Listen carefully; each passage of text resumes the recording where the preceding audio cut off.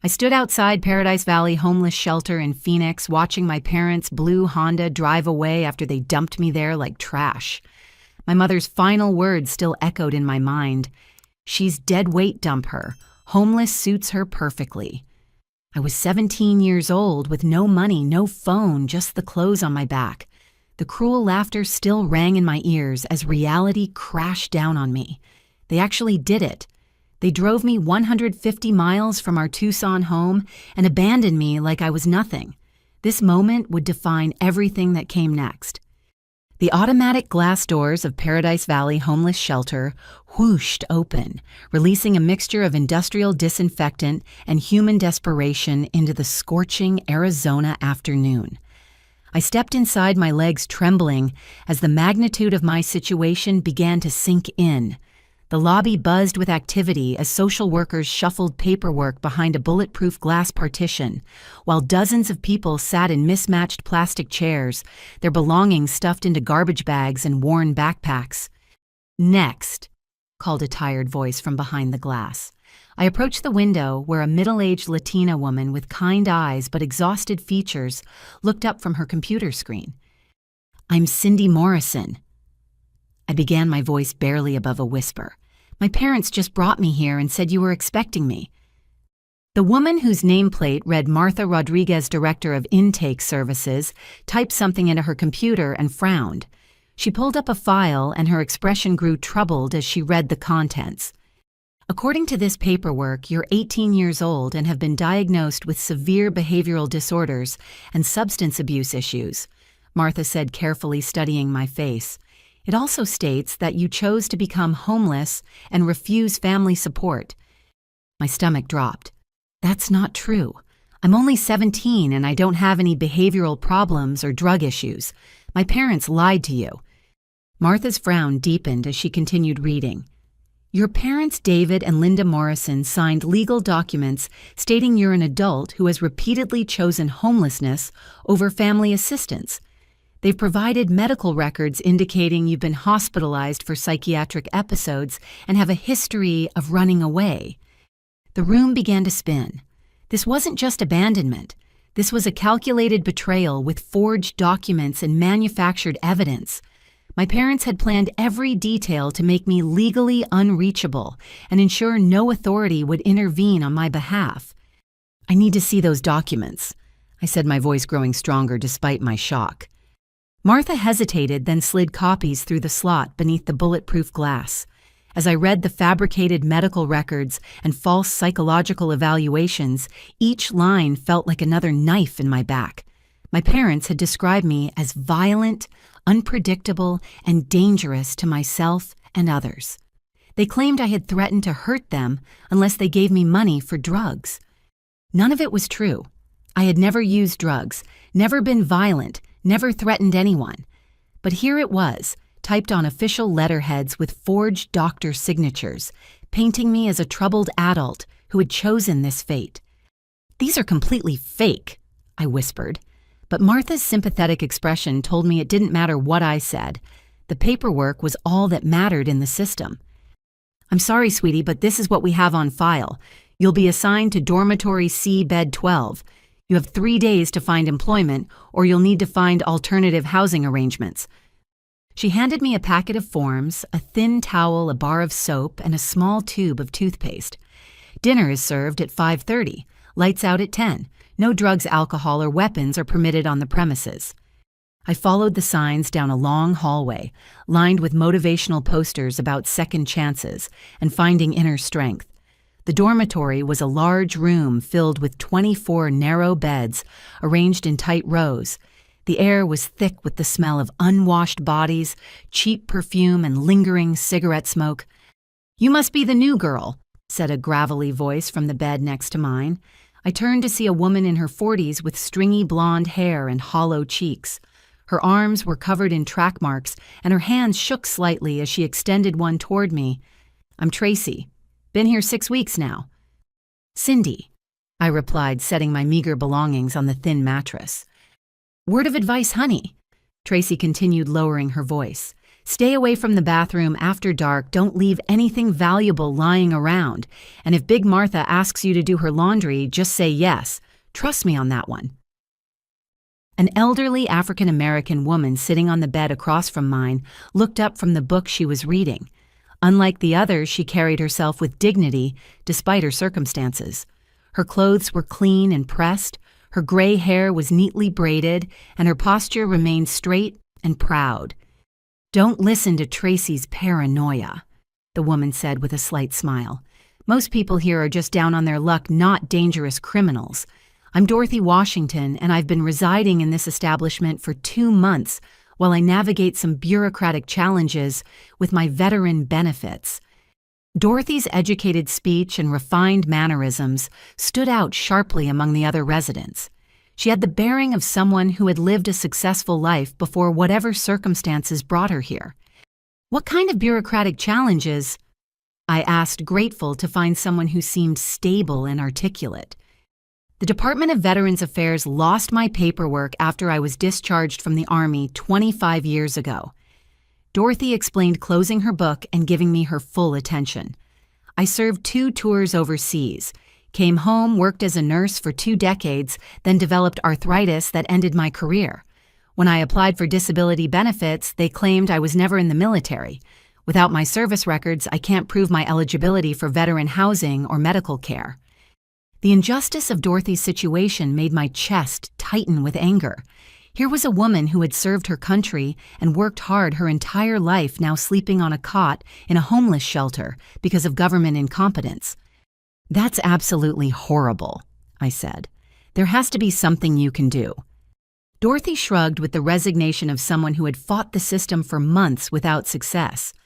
"I've contacted every agency, filled out every form, spoken to every supervisor. The response is always the same: no records, no benefits. Meanwhile, I'm spending my life savings on temporary housing and medication." Tracy snorted from her bed. "At least you've got savings, Dot. Some of us don't have 2 nickels to rub together." "And whose fault is that?" asked a sharp voice from the far end of the room.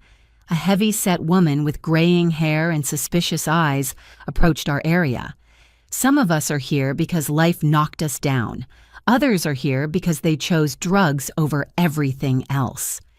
"Mind your own business, Susan," Tracy snapped back.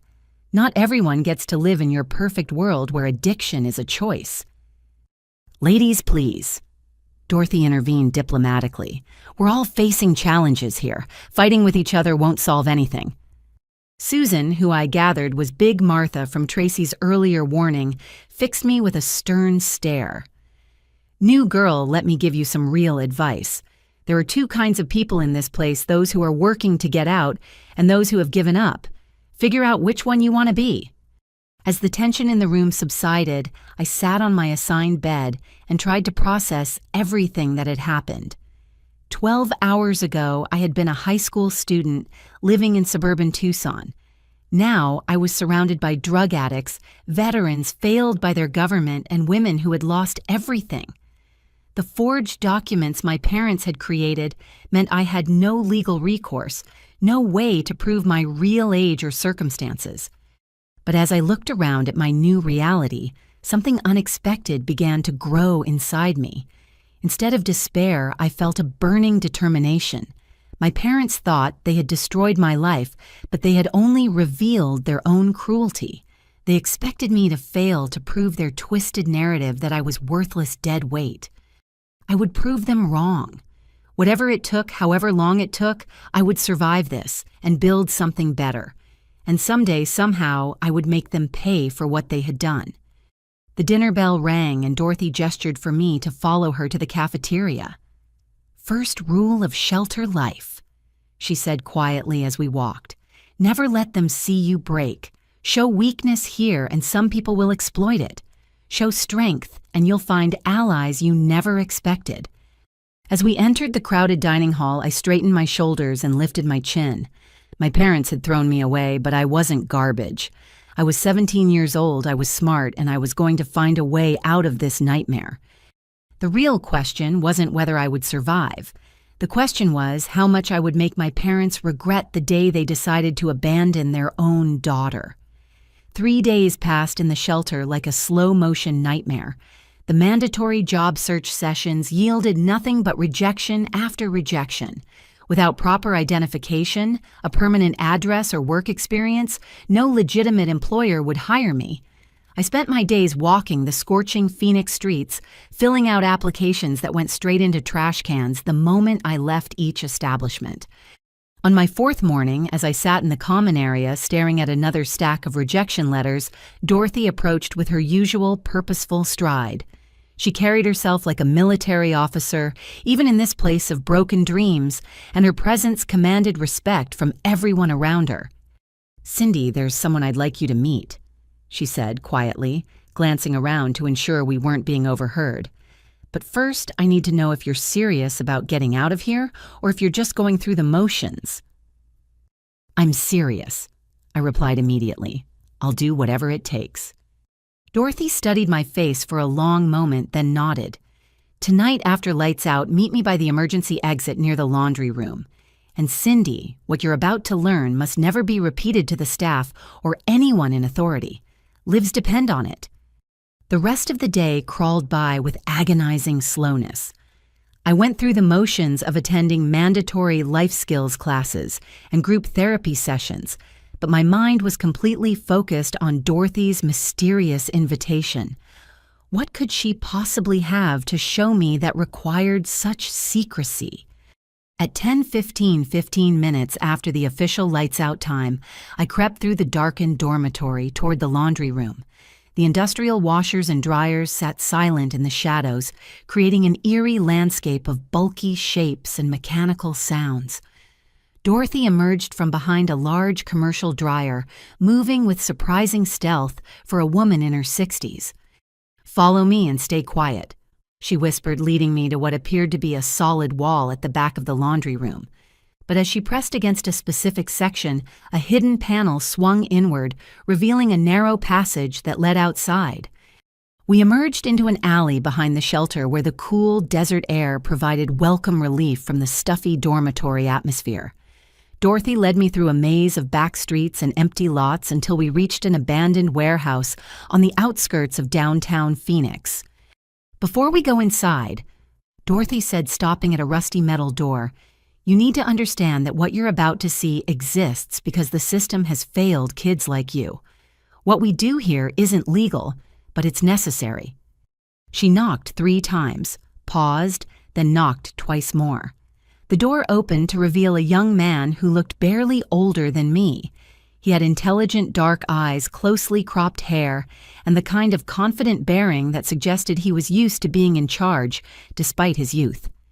"Dorothy, you're early," he said, then looked at me with curiosity. "This must be Cindy. I've heard about your situation." "Cindy, meet Marcus Johnson," Dorothy said as we stepped inside. "Marcus, this is the girl I told you about." The interior of the warehouse had been transformed into something that looked like a cross between a computer lab and a document processing center. Tables lined with laptops, printers, and laminating machines filled the space, while young people worked quietly at various stations. The walls were covered with maps of Phoenix bus schedules and what appeared to be organizational charts. "Welcome to the Phoenix Underground," Marcus said, gesturing around the space. "We help minors who've been failed by the system, abandoned by their families, or aged out of foster care. Dorothy tells me your parents falsified documents to make you legally untouchable." I nodded, still trying to process what I was seeing. "How many kids are you helping?" "Right now, about 40 in Phoenix with satellite operations in Tucson and Flagstaff," Marcus replied matter-of-factly. "We provide fake identification documents, work permits, and placement services for kids who need to disappear from abusive situations or survive on their own." A girl who looked about 16 approached us carrying a manila folder. She had short red hair, multiple piercings, and paint-stained fingers. "Marcus, the documents for the Thompson case are ready for review." "Thanks, Alex. Cindy, this is Alexandra Martinez. She's our document specialist and graphic design expert." Alexandra smiled and shook my hand. "Dorothy told us about your parents' situation. That's some seriously twisted stuff. But don't worry, we can create a complete new identity for you that will hold up to basic employment screening." "How is this possible?" I asked, overwhelmed by the sophisticated operation surrounding me. Marcus gestured for me to follow him to a quieter corner of the warehouse where several comfortable chairs were arranged around a small table. "I started this 3 years ago when I was 15. My parents kicked me out when they found out I was gay. Spent 2 months sleeping in parks and dumpster diving for food before I figured out how to create fake papers and get legitimate work. The system is designed to help children who fit neat categories." Dorothy added, settling into one of the chairs. "But kids like you and Marcus fall through the cracks. Your parents exploited legal loopholes to abandon you, and Marcus was failed by a foster care system that stopped caring when he became inconvenient. So you decided to create your own system," I said, beginning to understand. "Exactly," Marcus confirmed. "We forge birth certificates, social security cards, high school transcripts, and work permits. We create entire histories for kids who need fresh starts. Most importantly, we place people in legitimate jobs with employers who don't ask too many questions." Alexandra returned with a laptop and set it on the table between us. "The beauty of our operation is that we're not really creating fake people. We're creating alternative versions of real people who need to exist in the system to survive." She pulled up what appeared to be a database filled with detailed profiles. "Everyone gets a new name, a new birthday that makes them 18 or older, an education history and employment references. We even create social media profiles going back several years to establish digital footprints." "But what's the catch?" I asked, because nothing this good could be free. Marcus leaned back in his chair, his expression becoming more serious. 3 months of unpaid labor. You'll work in our legitimate front business, a food truck operation that caters to construction sites and office complexes. You'll earn minimum wage after the 3-month period, but during your probation, all your earnings go toward paying for your documents and training." "It's indentured servitude," Dorothy said bluntly, "but it's voluntary indentured servitude that leads to real freedom. Marcus went through the same process when he started, and now he's helping dozens of other kids." I considered the offer. 3 months of unpaid work in exchange for a new identity and legitimate employment seemed like an incredible bargain compared to my current situation. "What kind of work exactly?" I asked. "Food service primarily," Marcus explained. "We operate 3 food trucks that serve breakfast and lunch to construction crews, office workers, and special events. The work is hard, the hours are long, and you'll be on your feet all day in the Arizona heat. But you'll learn customer service skills, money management, and food preparation. More importantly, you'll earn legitimate work references and build a verifiable employment history." Alexandra pulled up another screen showing financial records. "Our food trucks are completely legal businesses. We pay taxes, carry insurance, and maintain proper licensing. The document services are separate and funded through the legitimate business profits." "How do I know you're not just exploiting kids for cheap labor?" I asked, wanting to believe this was real but afraid to hope too much. Dorothy reached over and squeezed my hand gently. "Because I've been watching this operation for 2 months, and I've seen the results. Marcus helped a 16-year-old girl named Carmen escape an abusive foster home and get enrolled in community college. He created documents for a 17-year-old boy whose parents threw him out for being transgender. These kids aren't just surviving, now they're thriving." Marcus stood up and walked to a bulletin board covered with photographs and thank you notes. "Every success story up there represents a kid who was abandoned by the adults who were supposed to protect them. The system failed them. Their families failed them, but they didn't fail themselves." He pointed to a photo of a young woman in a graduation cap and gown. "That's Jennifer. Her parents kicked her out at 16 for getting pregnant. We gave her documents she worked the food trucks while getting her GED, and she just graduated from nursing school." Another photo showed a young man in military dress uniform. "That's Roberto. His parents were deported when he was 15 and he was left here alone. He worked for us for 8 months, then enlisted in the Army using his new identity. He's stationed in Germany now." The stories were inspiring but also heartbreaking. How many kids were out there abandoned and forgotten by the very people who should have cared for them most? "I want to do this," I said finally. "When do I start?" "Tomorrow morning," Marcus replied. "Alexandra will take your photo and information tonight, so your documents will be ready by the end of the week. Dorothy will bring you back here at 5 a.m. to begin training." As Alexandra set up her camera equipment, Marcus handed me a thick folder. "Your new name will be Chelsea Davis, born in Denver, Colorado. You moved to Phoenix 6 months ago to live with your aunt, but she recently moved to California for work. You're 18 years old, graduated from Jefferson High School in Denver, and you're looking for employment while deciding whether to attend community college. Study this history until it becomes second nature," Dorothy advised. "If anyone asks detailed questions about Denver or your fictional high school, you need to have convincing answers." The next few hours passed in a blur of photography measurements and detailed interviews about my background and capabilities. Alexandra was remarkably thorough, asking about everything from my food allergies to my favorite music to ensure my new identity would be authentic and consistent. "One last thing," Marcus said as we prepared to leave. "Once you commit to this path, there's no going back to your old identity until you're legally old enough to reclaim it. Chelsea Davis will be who you are for the next year or more. Are you absolutely certain this is what you want?" I thought about my parents probably sleeping peacefully in their comfortable suburban home, believing they had successfully disposed of their unwanted daughter. They expected me to fail to prove their narrative that I was worthless and incapable of surviving without them. "I'm certain," I said firmly. "Cindy Morrison is dead. Chelsea Davis is going to build the life my parents said I could never have." As Dorothy and I made our way back through the maze of alleys toward the shelter, I felt something I hadn't experienced since the day my parents abandoned me: hope. Not naive optimism, but genuine hope, backed by a concrete plan and real opportunities. Tomorrow I would begin the next phase of my journey. I would work harder than I had ever worked in my life, learn skills I never knew I needed, and slowly build the foundation for my independence. My parents thought they had destroyed my future when they drove away laughing, but they had actually given me something invaluable: the motivation to become stronger than they ever imagined possible. The abandoned girl they left at the shelter was gone. In her place stood someone new, someone determined, someone who would never again depend on anyone else's approval or support to survive.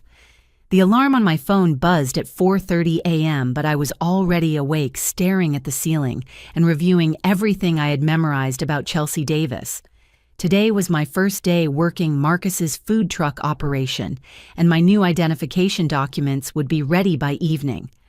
After 6 days of studying my fictional background, I could recite details about Denver neighborhoods, Jefferson High School teachers, and my imaginary aunt's apartment complex without hesitation. Dorothy was already dressed and waiting by the emergency exit when I arrived at the laundry room. She had volunteered to escort me to the warehouse until I learned the route well enough to travel alone. "Nervous?" she asked as we stepped into the cool pre-dawn air. "Terrified," I admitted, but also excited. For the first time since this nightmare started, I feel like I'm moving forward instead of just surviving. We walked through the empty streets as the eastern sky began to show the first hints of sunrise. Phoenix in the early morning was a different city than the scorching urban desert I had experienced during my job hunting failures. The air was crisp and clean, the traffic was minimal, and there was an energy of possibility that seemed to radiate from the awakening metropolis. The warehouse was already buzzing with activity when we arrived. Marcus stood in the center of the organized chaos, coordinating 3 different teams as they loaded supplies into food trucks parked in the loading bay. The operation was impressively efficient, with each person understanding their specific role in the complex logistics. "Chelsea," Marcus called out, using my new name naturally. "You'll be working with Tony Ramirez today. He's our most experienced supervisor and will teach you everything you need to know about food service and customer relations." A stocky man in his 20s approached us, wiping his hands on a clean apron. Tony had the confident demeanor of someone who had worked his way up from difficult circumstances, and his warm smile immediately put me at ease. "Welcome to the team, Chelsea." he said, shaking my hand firmly. "I started exactly where you are 18 months ago. Couldn't even operate a cash register properly. Now I manage 2 trucks and train all the new employees." "What's your story?" I asked as we walked toward one of the food trucks.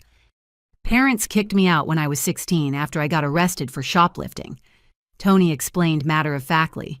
"Spent 8 months bouncing between shelters and sleeping rough before Marcus found me. This operation saved my life and gave me skills I never thought I'd have."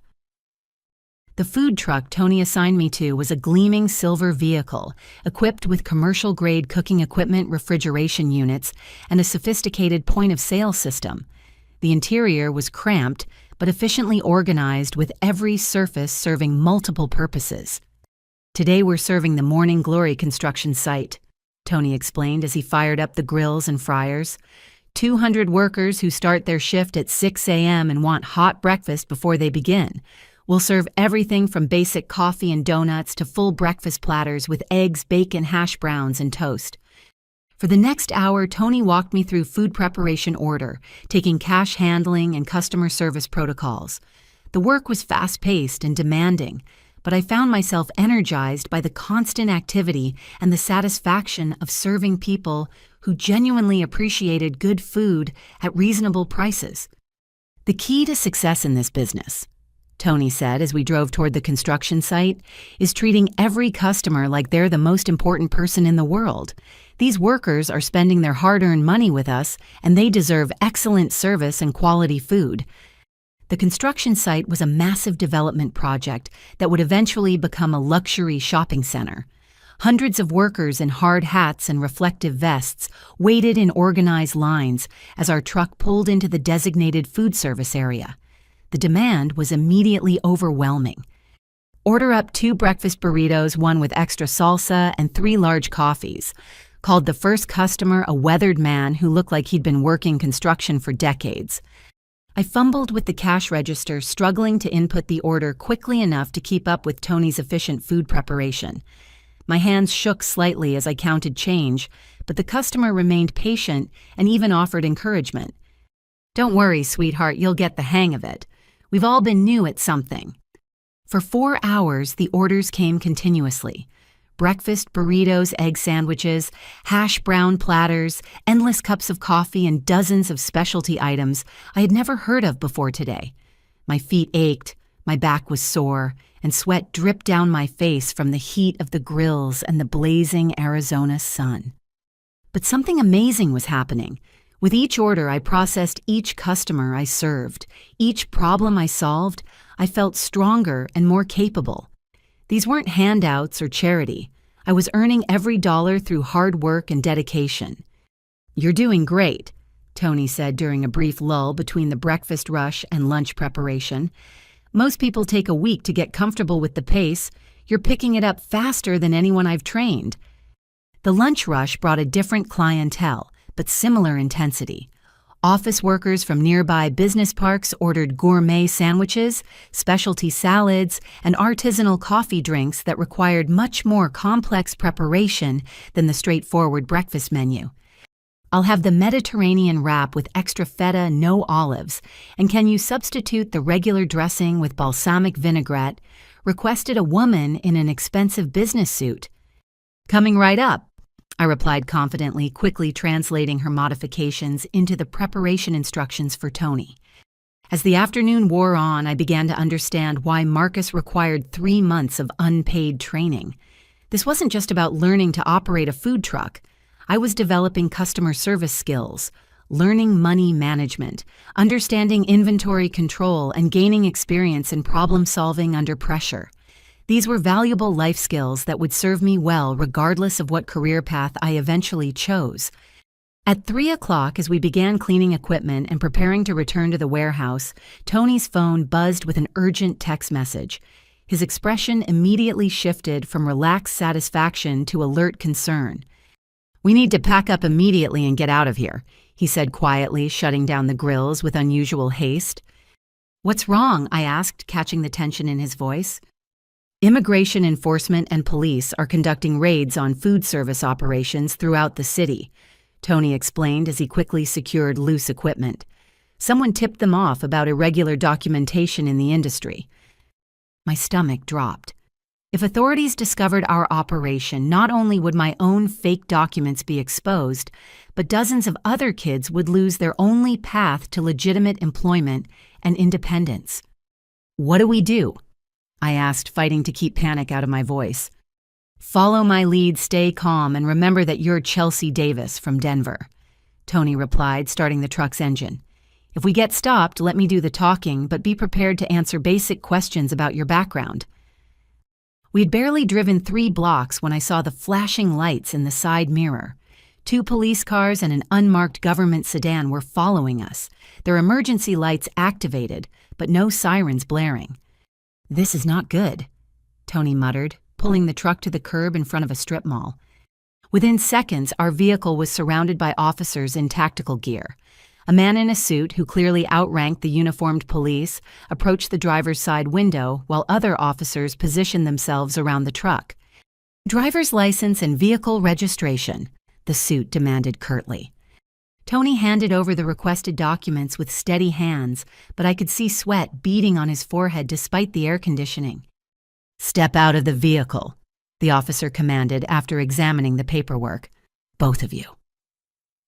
As we climbed down from the truck, I noticed that similar scenes were playing out at several other locations, visible from our position. Food trucks, catering vans, and restaurant delivery vehicles were being stopped and searched throughout the immediate area. "Immigration and Customs Enforcement," the suit announced, showing his badge. "We're conducting an operation targeting businesses that employ undocumented workers and use fraudulent identification documents." My heart hammered against my ribs as I realized that my fake papers were about to be put to their first real test. Everything Marcus and Alexandra had taught me about maintaining my cover story would determine whether I walked away from this encounter or ended up in federal custody. "What's your name?" the ICE agent asked me directly. "Chelsea Davis," I replied, proud that my voice remained steady. "Where are you from?" "Denver, Colorado. I moved here 6 months ago to live with my aunt." "Where's your aunt now?" "She moved to California for work. I'm staying at a transitional housing facility while I save money for my own apartment." The agent studied my face carefully, looking for any signs of deception or nervousness. I forced myself to maintain eye contact and breathe normally, drawing on every acting technique I had learned in high school theater classes. "Do you have identification?" This was the moment of truth. I reached into my wallet and handed over the driver's license Alexandra had created for Chelsea Davis. The document looked perfect to my untrained eye, but I had no idea whether it would pass professional scrutiny. The agent examined the license carefully, then walked to his sedan and spent several minutes on his radio, presumably running the information through various databases. Tony and I stood silently in the blazing afternoon heat, surrounded by armed officers, while my entire future hung in the balance. When the agent returned, his expression was unreadable. "The vehicle registration shows this truck belongs to Phoenix Mobile Catering, LLC. What's your relationship to that company?"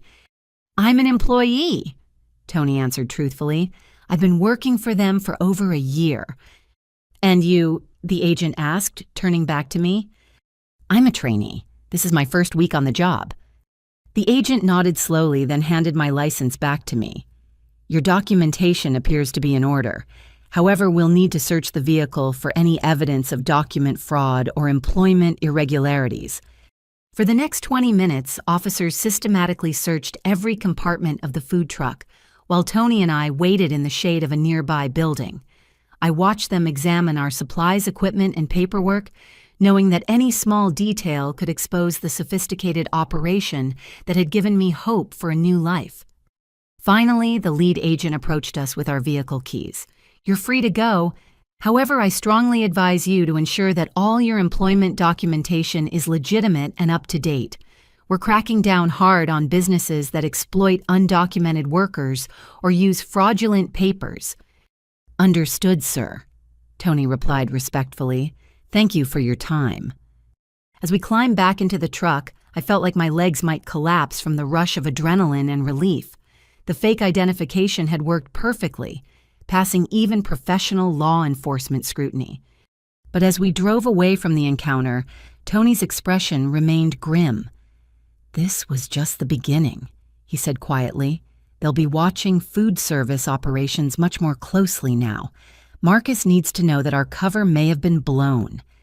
We returned to the warehouse to find chaos. 3 other trucks had been stopped and searched, 2 employees had been detained for further questioning, and Marcus was coordinating emergency protocols to protect the most vulnerable members of the organization. "How bad is it?" Tony asked immediately upon our arrival. "Bad," Marcus replied tersely. "Someone gave authorities detailed information about our operation. They knew exactly which trucks to target and what documents to look for. This wasn't a random sweep." The implications were terrifying. If someone had infiltrated the organization or betrayed them to federal authorities, the entire network could be dismantled within days. Dozens of kids who depended on Marcus's operation for survival would be left with nothing. "What do we do now?" I asked. Marcus looked around at the frightened young faces surrounding us, then squared his shoulders with determination I had come to recognize in all the survivors I'd met. "We adapt," he said firmly. "We've built something too important to lose to one setback. If they want to play hardball, we'll show them that abandoned kids don't give up easily." As evening fell and the immediate crisis stabilized, I realized that my first day as Chelsea Davis had become a trial by fire that tested not just my new identity, but my commitment to the path I had chosen. The scared girl who had been abandoned at a homeless shelter was gone. In her place stood someone who had faced down federal agents, maintained her cover under pressure, and emerged stronger than before. My parents thought they had broken me, but they had actually forged me into someone much tougher than they ever imagined. And this was just the beginning of what I would become. 3 weeks after the federal raids, our food truck operation had adapted with remarkable resilience. Marcus had implemented new security protocols, diversified our routes, and established partnerships with construction companies that provided better legal protection for our activities. I had settled into a routine that felt almost normal despite the constant awareness that everything could change in an instant. Working as Chelsea Davis had become second nature. I could recite my fictional background without thinking, handle complex food orders during rush periods, and manage difficult customers with the confidence that came from 3 weeks of intensive training. Tony had promoted me to lead cashier, which meant I was responsible for training newer employees and handling the financial reconciliation at the end of each day. "You're ready for the next level," Tony announced on a Friday morning as we prepared for our busiest day of the week. "Today we're catering a retirement party for some big-shot judge at a fancy law firm downtown. Corporate events pay 3 times our normal rates, but the standards are much higher." The law firm of Williams, Patterson and Associates occupied the top 3 floors of one of Phoenix's most prestigious office buildings. As we set up our mobile catering station in the building's executive conference room, I was struck by the opulence surrounding us. Original artwork adorned the walls, the furniture was clearly expensive, and floor-to-ceiling windows offered spectacular views of the Sonoran Desert. "Remember, these aren't construction workers," Tony advised as we arranged our serving stations. "Law firm employees expect gourmet presentations, sophisticated conversation, and flawless service. Think of this as dinner theater where you're playing the role of a professional caterer." The retirement party was for Judge Patricia Williams, a distinguished African-American woman in her early 60s, whose career had spanned 3 decades on the family court bench. As guests arrived, I overheard conversations about landmark custody cases, groundbreaking family law decisions, and the judge's reputation for fierce advocacy on behalf of abused and abandoned children. "Excuse me, miss," said a voice behind me as I arranged canapes on silver serving trays. I turned to find Judge Williams herself approaching the catering station. She moved with the quiet authority of someone accustomed to commanding respect in courtrooms, but her expression was warm and genuinely curious. "I wanted to compliment you on the excellent presentation," Judge Williams continued. "The food looks wonderful and your service has been exemplary. Have you been working in catering for long?" "Thank you, Your Honor," I replied, using the respectful address Tony had taught me for judges. I'm relatively new to the industry, but I'm learning from excellent mentors. Something in Judge Williams' expression shifted as she studied my face more carefully. Her eyes narrowed slightly, not with suspicion, but with recognition, as if she had seen me somewhere before but couldn't place the context. "You look very familiar," she said slowly. "Have we met previously?" My stomach clenched as I realized the dangerous territory this conversation was entering. Had she seen news coverage of the federal raids?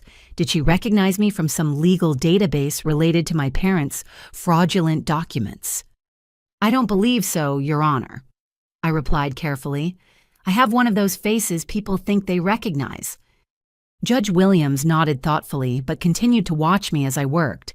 Throughout the afternoon, I felt her eyes on me as she mingled with other guests, accepted congratulations on her distinguished career, and shared stories about memorable cases that had shaped her judicial philosophy.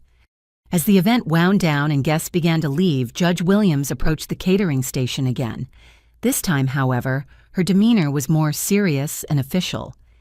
"Young lady, I'd like to speak with you privately for a moment," she said in a tone that made clear this wasn't a request, but a judicial instruction. Tony, who had overheard the conversation, stepped forward protectively. "Is there a problem with our service, Your Honor?" "Not with your service, no," Judge Williams replied, her gaze never leaving my face. "But I believe I've placed where I recognize this young woman from, and it's a matter that requires immediate attention." My heart began racing as she led me to a quiet corner of the conference room, away from the other catering staff and remaining guests. Had she somehow connected Chelsea Davis to Cindy Morrison? Were my fake documents about to be exposed in front of a room full of attorneys and law enforcement officials? 3 weeks ago, I received a briefing from Immigration and Customs Enforcement about raids on food service operations, suspected of employing undocumented workers. Judge Williams began quietly. "Your photograph was included in their surveillance materials as someone of interest who was questioned but not detained."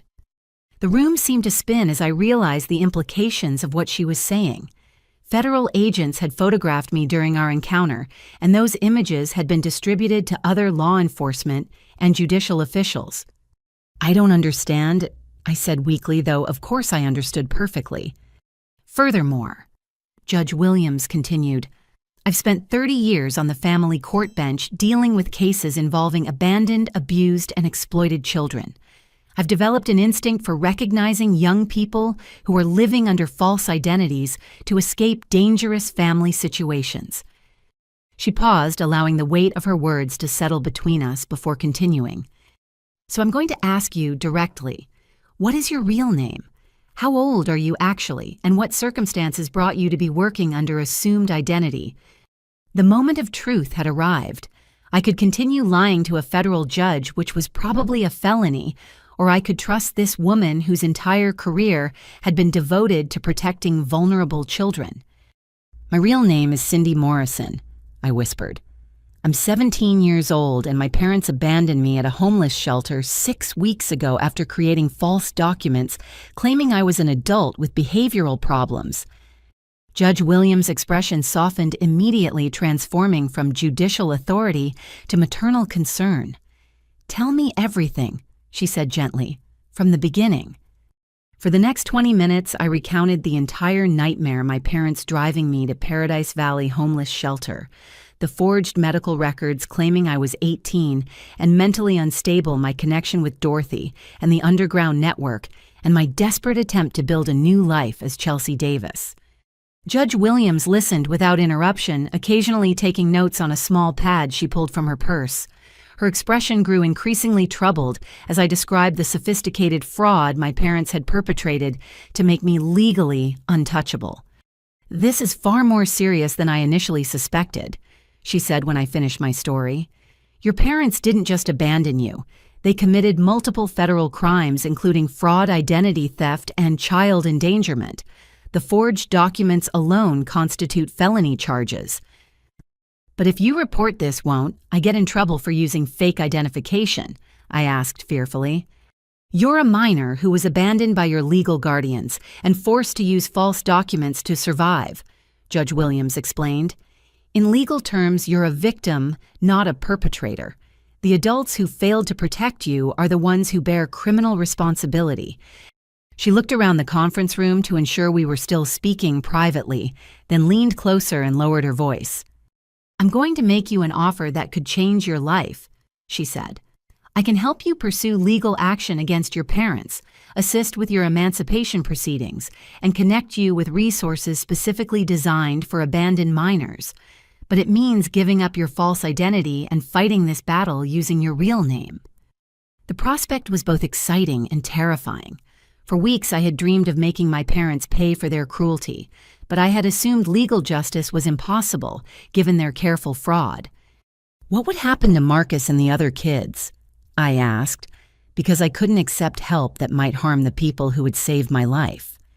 Judge Williams smiled for the first time since our conversation began. The underground network you described is actually performing a valuable social service that the official system has failed to provide. While I can't officially endorse document fraud, I can certainly advocate for alternative approaches that help abandon youth without requiring illegal activities. She pulled a business card from her purse and handed it to me. Patricia Williams, retired family court judge, youth advocacy consultant. I read. Retirement doesn't mean I stop caring about vulnerable children, she explained. It just means I have more flexibility to help in ways that weren't possible while I was on the bench. I'd like to take your case pro bono and help you build a legal foundation for your future. Why would you do that for someone you just met? I asked, overwhelmed by the unexpected offer. Because 30 years ago, I was a young African-American woman trying to build a legal career in a system that wasn't designed for people like me, Judge Williams replied. A retired judge named Samuel Morrison took a chance on me, provided mentorship I couldn't afford, and helped me navigate obstacles that would have ended my career before it started. The irony wasn't lost on me that a judge named Morrison was offering to help me fight against people with the same last name who had tried to destroy my life. I owe my entire career to someone who saw potential in a struggling young woman and decided to invest in her future, Judge Williams continued. Now I have the opportunity to pay that kindness forward. The question is whether you're ready to fight for justice or if you prefer to continue hiding behind a false identity. As I looked around the elegant conference room surrounded by the evidence of Judge Williams's successful career, I realized this was the moment that would define the rest of my life. I could continue living as Chelsea Davis, working food trucks, and hoping to eventually build a modest existence on the margins of society. Or I could become Cindy Morrison again and fight for the justice and recognition I deserved. I want to fight, I said firmly. I want to make them pay for what they did, and I want to help other kids who are going through the same thing. Judge Williams smiled and shook my hand formally. Then, welcome to the legal system, Cindy Morrison. We have a lot of work ahead of us, but I promise you this. By the time we're finished, your parents will deeply regret the day they decided to abandon their daughter. As Tony and I packed up our catering equipment and prepared to return to the warehouse, I felt like I was standing at the threshold of an entirely new chapter in my life. The scared, abandoned girl was about to become a fighter with powerful allies and legal resources. My parents had laughed when they drove away, confident they had successfully disposed of their unwanted burden. Soon they would discover that their discarded daughter had found champions they never expected and was preparing to seek justice they never imagined possible. The real battle was about to begin. Judge Williams wasted no time following through on her promise to help me pursue legal action against my parents. 2 days after our meeting at the law firm, she contacted me at the warehouse with instructions to meet her at the Maricopa County Family Court building for what she called preliminary fact-gathering. The courthouse was an imposing structure of glass and concrete that seemed designed to intimidate anyone who entered seeking justice. As I walked through the metal detectors and past the armed security guards, I felt the weight of the legal system's power and complexity. This was Judge Williams' world, where she had spent 3 decades protecting vulnerable children from the very type of abuse I had experienced. Cindy, she called from across the lobby, approaching with a thick manila folder and the purposeful stride I had come to associate with her professional demeanor. "Thank you for coming. I've been conducting some preliminary research into your parents' activities, and what I've discovered is far worse than either of us initially suspected." She led me to a small conference room typically used for attorney-client meetings. The space was sterile and windowless, designed for privacy and serious conversations about life-changing legal matters. "Before we begin," Judge Williams said, settling into her chair and opening the folder, "I want you to understand that what I'm about to share with you will be emotionally difficult. The level of fraud your parents committed extends far beyond simple abandonment." My stomach tightened as she pulled out a stack of official documents bearing government seals and legal letterheads. "I submitted a Freedom of Information Act request to several federal agencies to investigate your parents' financial activities over the past 2 years," she explained. "What we discovered is a systematic pattern of fraud that has been ongoing since long before they abandoned you." She spread the first set of documents across the table, revealing forms from the Social Security Administration, the Department of Health and Human Services, and the Internal Revenue Service. "David and Linda Morrison have been collecting Social Security disability benefits on your behalf for the past 24 months. Judge Williams continued, her voice taking on the prosecutorial tone she had developed during decades of courtroom advocacy. "They claimed you suffered from severe mental disabilities that prevented you from functioning independently." I stared at the paperwork in disbelief. "But I've never been disabled. I've never even been diagnosed with any mental health conditions." "Exactly," Judge Williams confirmed. "They submitted fraudulent medical records, forged doctor signatures, and created an entirely fictional medical history to qualify you for benefits. The monthly payments totaled $1,200, which they collected directly and used for their own expenses." She pulled out another set of documents, these bearing the seal of the Arizona Department of Economic Security. Additionally, they applied for and received Supplemental Nutrition Assistance Program benefits, claiming they were caring for a disabled dependent who required special dietary accommodations. That added another $300 per month to their fraudulent income. The betrayal cut deeper with each revelation. Not only had my parents abandoned me, but they had been systematically stealing government benefits intended to support my supposed disabilities, while I was sleeping in a homeless shelter and scraping together survival money working food trucks. "But surely the government would have required proof of my disability," I said, struggling to understand how such extensive fraud was possible. Judge Williams nodded grimly. "That's where the conspiracy becomes particularly sophisticated. Your parents didn't act alone." She produced a new set of documents that made my blood run cold. Medical records bearing the letterhead of Desert Springs Family Practice, signed by Dr. Michael Chen, detailed extensive psychiatric evaluations, ongoing treatment plans, and progressive deterioration of my supposed mental health. "Dr. Chen is a real physician with a legitimate practice," Judge Williams explained. "However, according to his office records, you have never been a patient there. These documents are complete fabrications." "How is that possible?" I asked, my voice barely above a whisper. "We're still investigating, but it appears Dr. Chen's office was burglarized 18 months ago. Among the items stolen were prescription pads, letterhead, and his official stamp. We believe your parents or someone working with them used these materials to create fraudulent medical records." The scope of the conspiracy was staggering. This wasn't a spontaneous decision to abandon an unwanted child. This was a calculated long-term fraud operation that had been planned and executed over years. "There's more." Judge Williams continued pulling out tax documents that made my hands shake with rage. "For the past 3 years, your parents have claimed you as a dependent on their federal and state tax returns, receiving approximately $4,000 annually in tax credits for supporting a disabled family member. Meanwhile, you were living in poverty, sleeping in shelters, and working illegally just to survive." She spread all the documents across the table, creating a visual representation of the systematic theft my parents had perpetrated using my identity.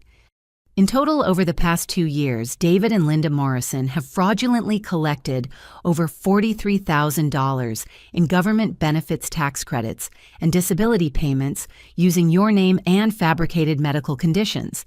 Every dollar they stole was money intended to help genuinely disabled individuals and families in need.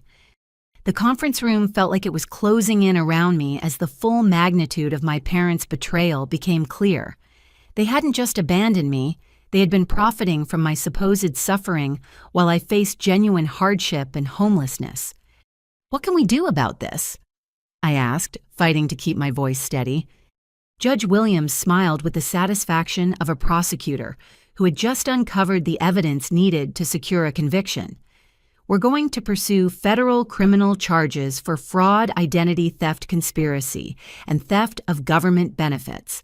We're also filing civil lawsuits to recover every dollar they stole, plus punitive damages for the emotional trauma they inflicted." She pulled out a fresh legal pad and began making notes as she outlined our strategy. "Furthermore, this evidence completely destroys any claim they might make to legal guardianship or parental authority. No court in the country will grant custody rights to parents who've been systematically defrauding the government using their child's identity." "How long will all this take?" I asked, both excited about the prospect of justice and overwhelmed by the complexity of the legal process. "Federal criminal cases typically take 12 to 18 months from filing to trial," Judge Williams explained. "However, we can begin civil proceedings immediately, and I'm confident we can secure emergency orders freezing their assets to prevent them from hiding money or fleeing the jurisdiction." She paused, studying my face carefully before continuing. "There's something else you should know. Under federal victim compensation laws, you're entitled to financial assistance for the crimes committed against you. The fraud they perpetrated qualifies you for emergency housing assistance, educational support, and psychological counseling services." For the first time since this nightmare began, I felt like I had real power and genuine advocates working on my behalf. The legal system that had seemed impossibly complex and intimidating was actually designed to protect victims like me and punish perpetrators like my parents. "I want to proceed with everything," I said firmly. "Criminal charges, civil lawsuits, victim compensation, all of it. I want them to face consequences for every crime they committed." Judge Williams nodded approvingly. "That's exactly what I hoped you would say. However, I need you to understand that once we file these charges, your story will likely become public.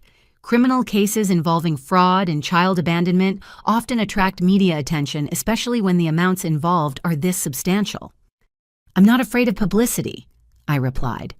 "Maybe other kids in similar situations will see that it's possible to fight back." "That's a very mature perspective," Judge Williams said, gathering the documents back into her folder. "Now there's one more piece of information I need to share with you, and this one is actually positive news." She pulled out a final document that bore the seal of the Phoenix Police Department. "When you were initially abandoned at Paradise Valley Homeless Shelter, the staff was required by law to file a report with Child Protective Services since the intake documents claimed you were 17. However, because your parents' fraudulent paperwork stated you were 18, CPS never followed up on the case." "What does that mean?" I asked. "It means there's an official record of your abandonment created by neutral third parties that contradicts your parents' claims of temporary placement. The shelter staff documented that you arrived with no money, no phone, no emergency contacts, and no plan for future care. That's textbook evidence of child abandonment." As we prepared to leave the courthouse, Judge Williams handed me her business card again this time, with her personal cell phone number written on the back. "The next few weeks are going to be challenging," she said. "Federal agents will want to interview you extensively about the fraud. Prosecutors will need detailed statements about your abandonment and subsequent survival. The media will probably want to tell your story." "I can handle it," I said. And for the first time since this journey began, I truly believed that was true. "I know you can," Judge Williams replied. You've already survived the worst they could do to you. Everything from this point forward is about justice and recovery." As I walked out of the courthouse and into the blazing Arizona afternoon, I felt fundamentally different than I had just 2 hours earlier. I was no longer Cindy Morrison, the abandoned victim, or Chelsea Davis, the hidden survivor. I was becoming something new, a plaintiff with the power of the legal system behind her, and the evidence needed to hold my parents accountable for their crimes. My parents thought they had successfully erased me from their lives while profiting from my fictional suffering. Soon they would discover that their discarded daughter had become their worst nightmare, a victim with proof allies with power and the determination to seek justice no matter how long it took. The scared girl they had laughed at while driving away was about to become the plaintiff who would make them pay for every crime they had committed in her name. 3 weeks after my meeting with Judge Williams at the courthouse, my life had transformed into a whirlwind of legal proceedings, victim advocacy appointments, and educational opportunities I never could have imagined. The federal investigation into my parents' fraud had officially begun, and I was now enrolled in a special program for crime victims that provided emergency housing legal support and educational assistance. The transitional housing facility where I now lived was a dramatic improvement from Paradise Valley Homeless Shelter. Located in a quiet residential neighborhood, the 2-story building housed 20 young adults who were transitioning from crisis situations to independent living. My room was small but private, furnished with a desk dresser and twin bed that felt luxurious after weeks of dormitory-style accommodations. Cindy Morrison called a woman's voice from the hallway outside the community classroom, where I was completing my morning homework assignments. I looked up to see a professional woman in her 40s, approaching with a warm smile and an armful of educational materials. She had the confident bearing of someone accustomed to helping people navigate complex systems, and her presence immediately put me at ease. "I'm Jennifer Hayes," she said, extending her hand as she settled into the chair across from me. "I'm the victim advocate assigned to your case, but I also coordinate educational programs for young adults who've experienced family-related crimes." Jennifer spread several brochures and applications across the table, each bearing the logos of different educational institutions and scholarship programs. "Judge Williams asked me to meet with you because your academic performance on the GED practice tests has been exceptional," Jennifer continued. "You're scoring in the top 5% nationally, which opens up educational opportunities most crime victims never realize are available." I'd been attending GED preparation classes for 2 weeks, partly to stay busy while legal proceedings advanced, and partly because I had missed so much traditional schooling during the chaos of my abandonment and survival. The coursework had been surprisingly easy, covering material I had already mastered during my junior year of high school. "What kind of opportunities?" I asked, intrigued by the possibilities. Jennifer opened the first brochure revealing information about Arizona State University's accelerated degree programs. ASU offers special admission pathways for students who've experienced educational disruption due to family crisis abuse or abandonment. The program allows qualified students to begin college coursework while completing their high school equivalency requirements. She pointed to a section detailing the program's benefits: reduced tuition rates, priority housing assignments, academic mentoring, and integration with social services for students transitioning from difficult circumstances. "But the most relevant opportunity for your situation," Jennifer continued, opening another brochure, "is the Crime Victim Education Fund. This is a federal program that provides full scholarships, living allowances, and support services for young people whose education was disrupted by violent crimes or family-related offenses." The financial details were staggering. Full tuition coverage, monthly living stipends of $1,500, textbook allowances, and access to counseling services specifically designed for trauma survivors pursuing higher education. "The fraud and abandonment you experienced qualify as family-related crimes under federal law," Jennifer explained. Your case is particularly strong because of the systematic nature of the financial fraud and the extensive documentation we've gathered. She pulled out an application packet that was significantly thicker than standard college admission materials. The application process is intensive, she continued. You'll need to provide detailed statements about the crimes committed against you, undergo psychological evaluation to document the trauma impact and demonstrate your academic readiness for college-level work.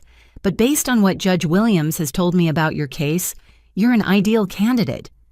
How soon could I start classes? I asked, excitement building as I envisioned a future I had never dared to imagine. If we submit your application within the next 2 weeks, you could begin the spring semester at ASU, Jennifer replied. That's only 6 weeks away. You'd start with a reduced course load while completing your GED, then transition to full-time enrollment once you've earned your high school equivalency. The prospect of attending college while my legal case against my parents moved through the courts seemed almost too good to be true. For months, I had been focused purely on survival. Now suddenly, I was being offered opportunities to build a real future. There's one more program I want to discuss with you, Jennifer said, opening a folder marked Confidential in red letters. This one is specifically for victims of family fraud and identity theft. The documents inside detailed a pilot program administered jointly by the Federal Bureau of Investigation and the Department of Education. Victims of family-related financial crimes could receive special educational grants, expedited admission to federal job training programs, and priority consideration for government internships. The program was created because federal investigators recognized that family fraud cases often involve children who were prevented from accessing education or preparing for careers, Jennifer explained. Your case fits the profile perfectly: systematic fraud, educational disruption, and abandonment by the perpetrators. She showed me testimonials from other program participants whose stories shared disturbing similarities to my own. Young adults whose parents had stolen their identities to commit fraud, kids who had been kept out of school to facilitate various scams, teens who discovered their families had been using their social security numbers to obtain credit cards and loans. What's most important about this program, Jennifer continued, is that it's designed to help victims become financially independent as quickly as possible. The goal is to ensure that you're never again vulnerable to the kind of exploitation your parents perpetrated. As I reviewed the application materials, one section caught my attention that made my heart race with possibility. The program included internship opportunities with federal agencies that investigated financial crimes, victim advocacy organizations, and legal aid societies that represented abandoned children. I could actually help other kids going through what I experienced. I said, the idea taking root in my mind. That's often what motivates the most successful program participants, Jennifer confirmed. Turning your trauma into expertise that helps other victims is one of the most effective paths to long-term healing and professional satisfaction. She gathered the materials back into an organized stack and handed me a comprehensive application packet. I'm going to be direct with you about something, Jennifer said, her tone becoming more serious. The next few months are going to be incredibly challenging. The federal investigation will intensify. Your parents will likely hire attorneys and fight back aggressively, and media attention could make your private trauma very public. I understand, I replied, though I wasn't sure I truly grasped what she was warning me about. College can provide stability and forward momentum during a period when everything else in your life feels chaotic. Jennifer continued, having academic goals and educational structure will give you something positive to focus on when the legal proceedings become overwhelming.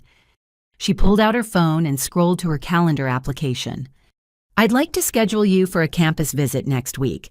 You'll meet with admission counselors, tour the facilities, and get a realistic sense of what college life would involve. The Crime Victim Education Fund also provides mentoring services, so you'd be paired with a graduate student who survived similar family trauma.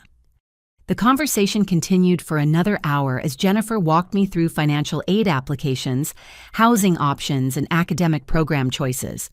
By the time she prepared to leave, I had a clear roadmap for transforming my legal victory against my parents into educational opportunities that could reshape my entire future. "One last thing," Jennifer said as she gathered her materials. "Don't let anyone convince you that accepting help makes you weak or dependent. You've survived abandonment, homelessness, and systematic fraud. Now you're using available resources to build the life you deserve. That's not weakness, that's strategic intelligence." As evening approached and I sat in my small room reviewing the application materials, I reflected on how dramatically my circumstances had changed in just a few weeks. The transition from sleeping in a homeless shelter to preparing for college admission felt almost surreal. But as I began filling out the detailed application forms, describing the crimes committed against me, and outlining my educational goals, I realized that every word I wrote was another step away from being a victim and toward becoming an advocate. My parents had tried to destroy my future by abandoning me and stealing my identity. Instead, their crimes had qualified me for educational opportunities I never would have discovered otherwise. The fraud they committed to exploit me had become the foundation for my liberation from them. Soon I would be attending college classes while they faced criminal trials.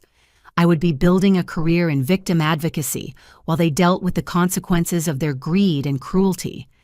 The daughter they had discarded as dead weight was about to become someone they could never have imagined, educated, empowered, and determined to help other families torn apart by similar betrayals.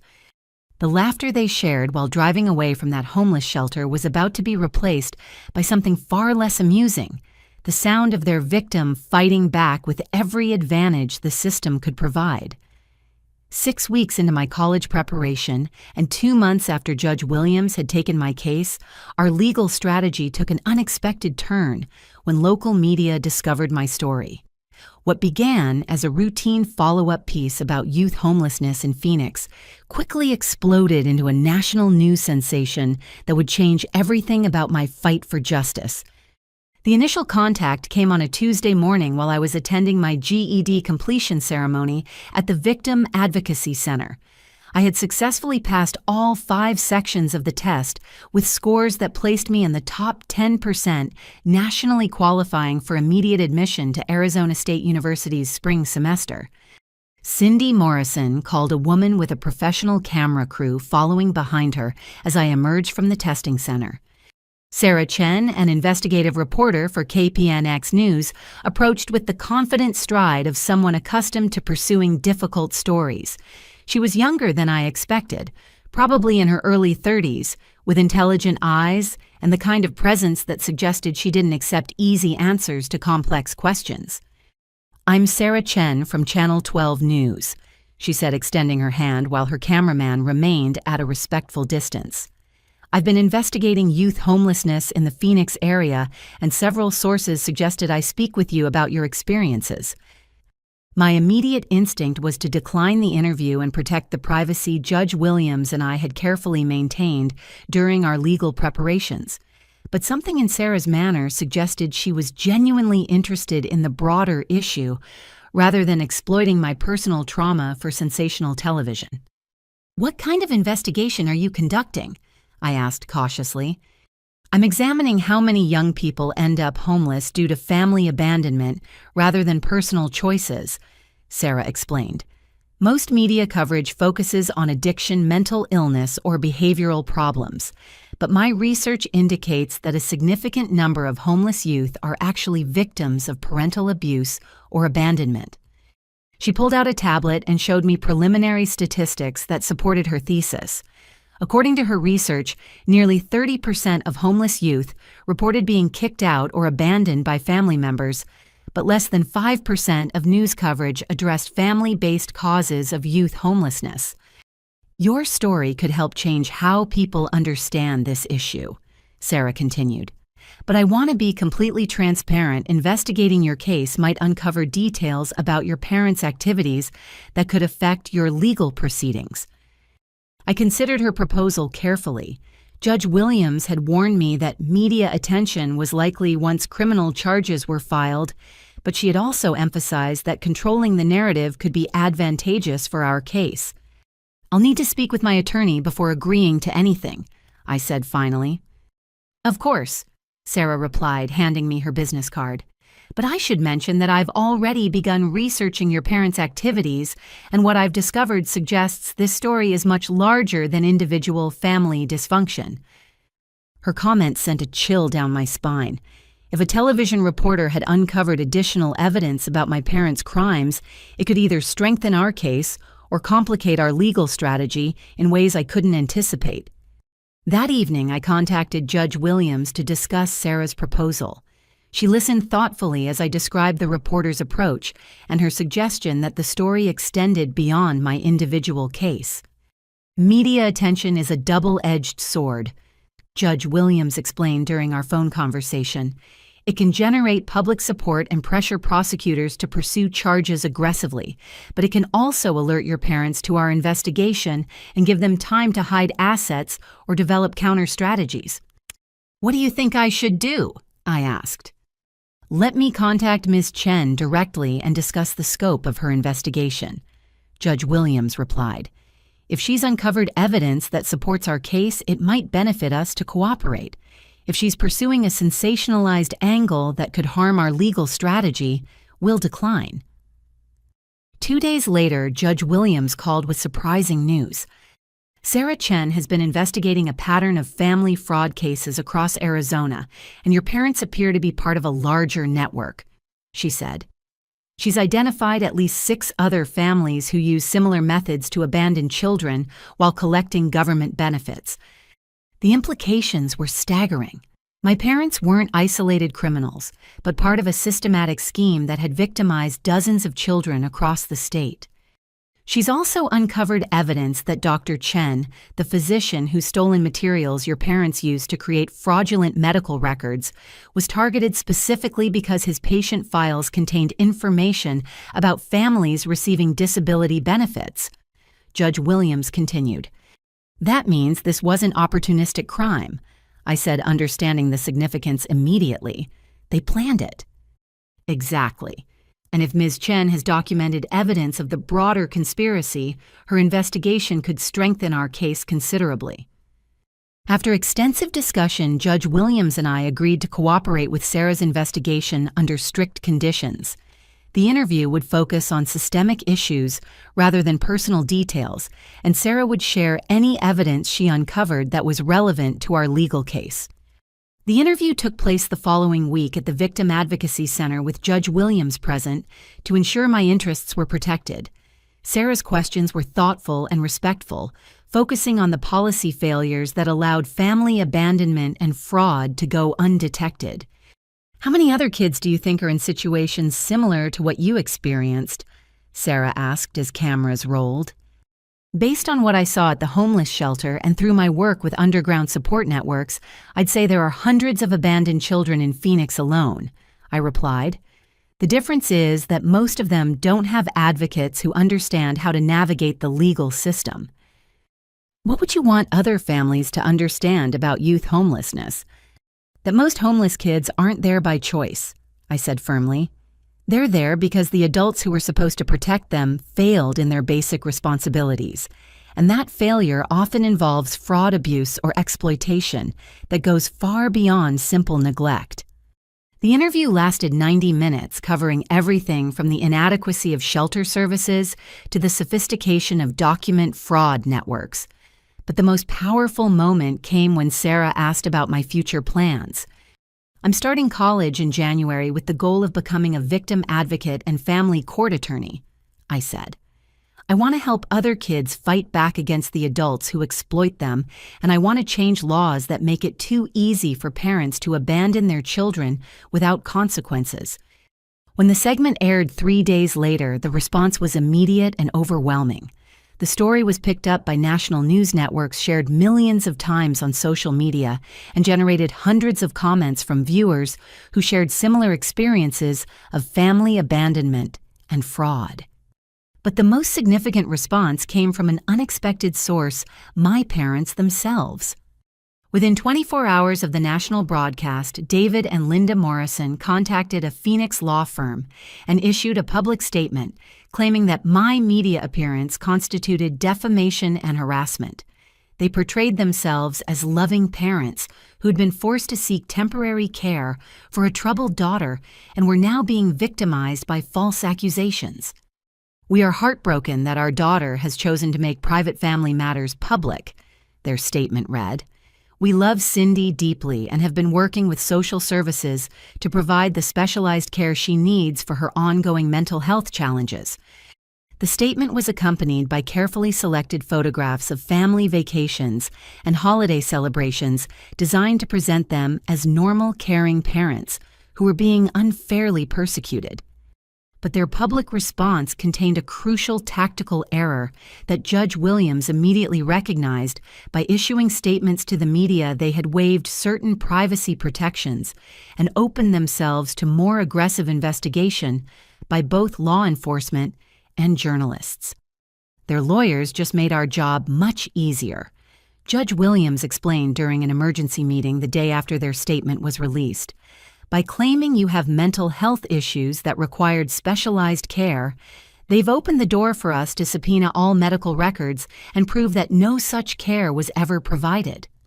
More importantly, their public response had triggered exactly the kind of media attention Judge Williams had hoped to generate. Within a week, investigative journalists from 3 national news organizations had contacted our legal team seeking information about family fraud networks in Arizona.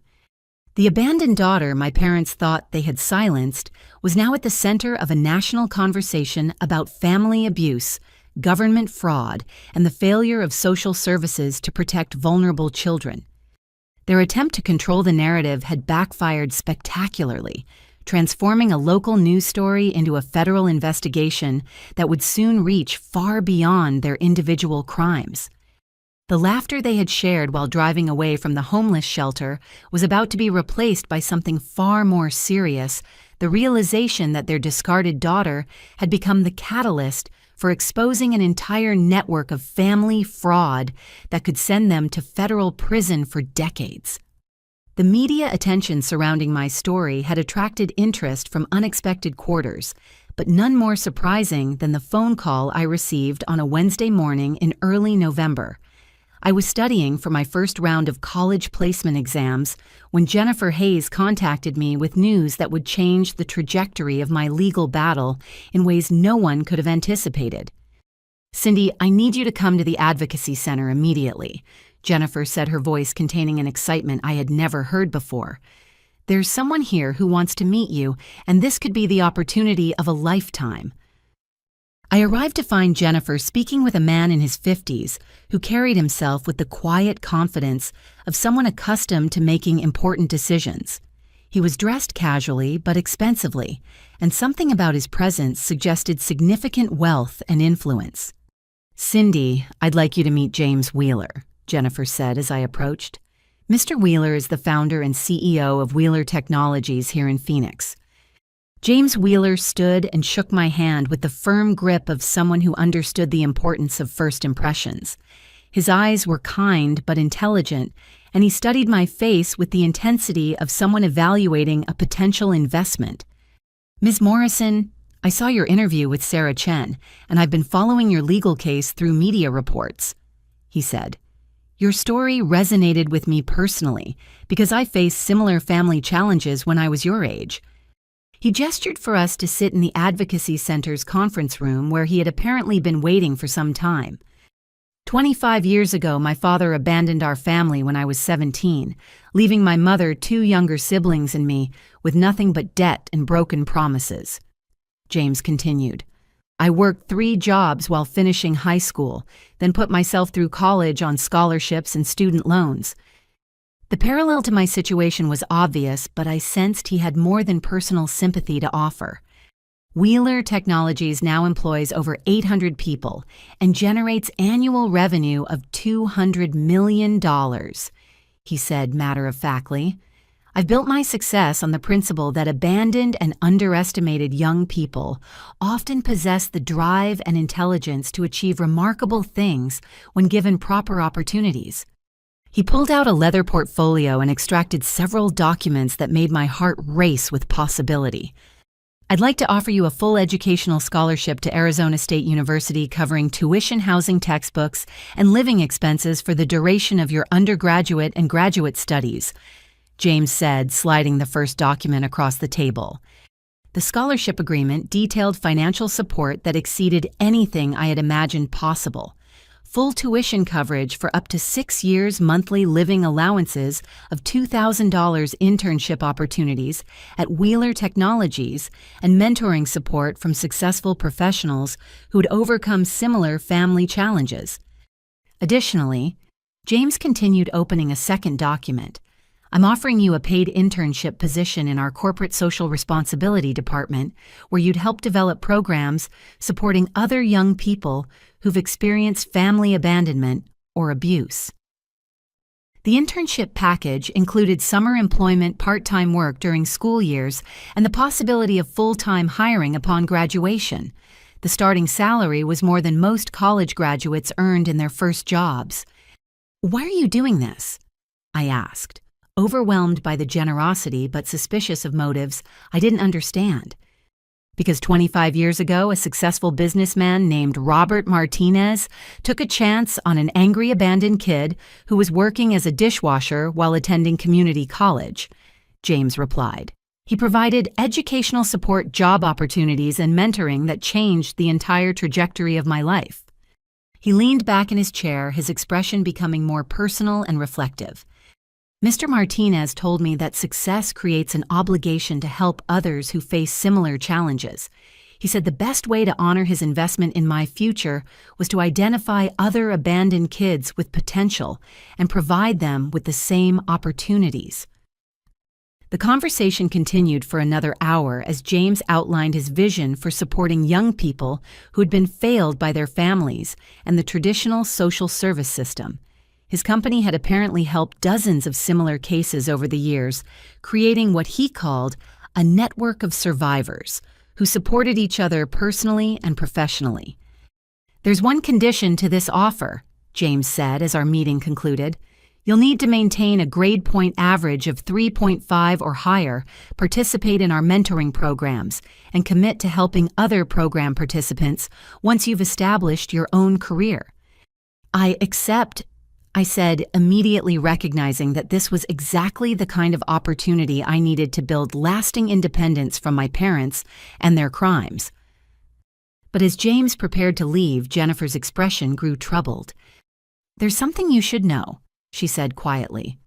"This morning, before Mr. Wheeler arrived, I received a call from an attorney representing your parents.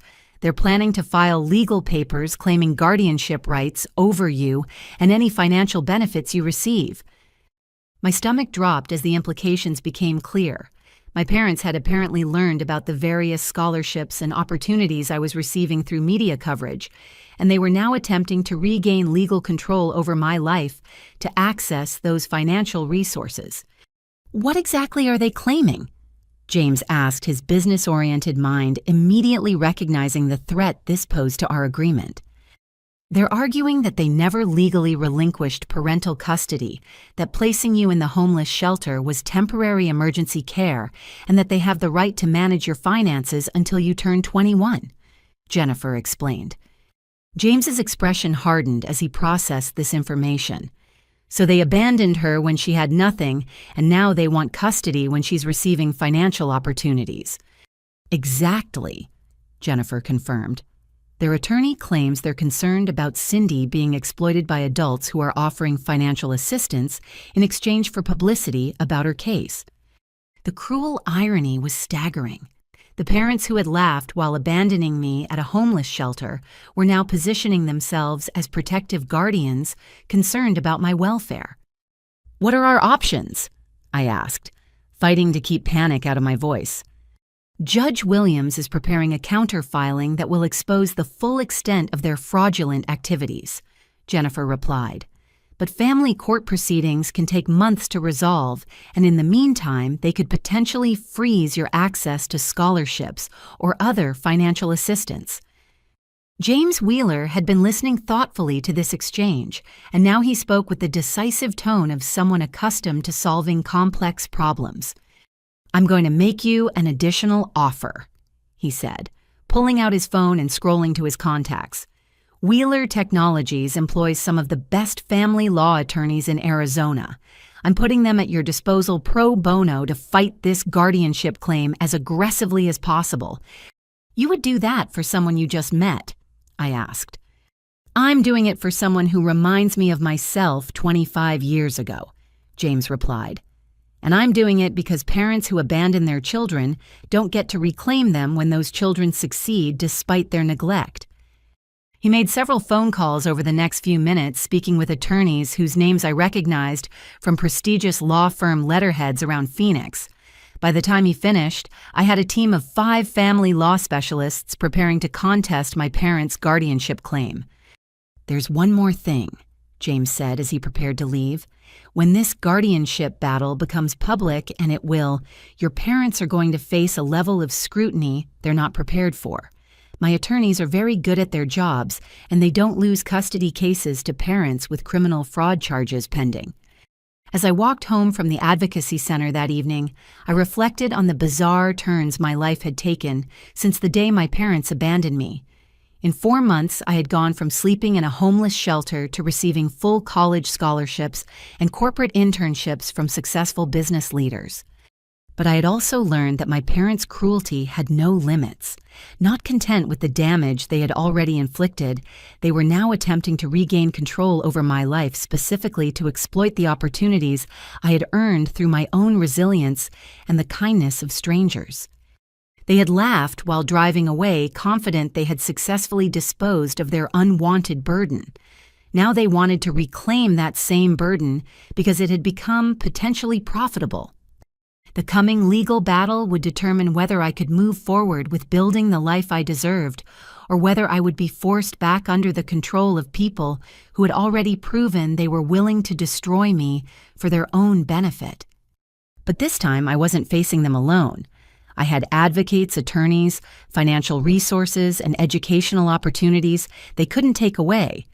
The scared, abandoned girl they had left at the shelter was gone, replaced by someone who understood how to fight back with every advantage the system could provide. The parents who had thrown me away like garbage were about to discover that their discarded daughter had become someone far more formidable than they ever imagined possible. The guardianship hearing was scheduled for a Tuesday morning in early December, exactly 4 months after my parents had abandoned me at Paradise Valley Homeless Shelter. As I sat in the Maricopa County Family Courthouse, waiting for the proceedings to begin, I could barely recognize the person I had been when this nightmare started. Judge Williams sat beside me at the plaintiff's table, flanked by 2 attorneys from Wheeler Technologies' legal team. Across the aisle, my parents sat with their recently hired lawyer, a middle-aged man who specialized in family reunification cases, and had apparently convinced them that regaining custody would be simple. This was the first time I had seen David and Linda Morrison since they drove away laughing 4 months earlier.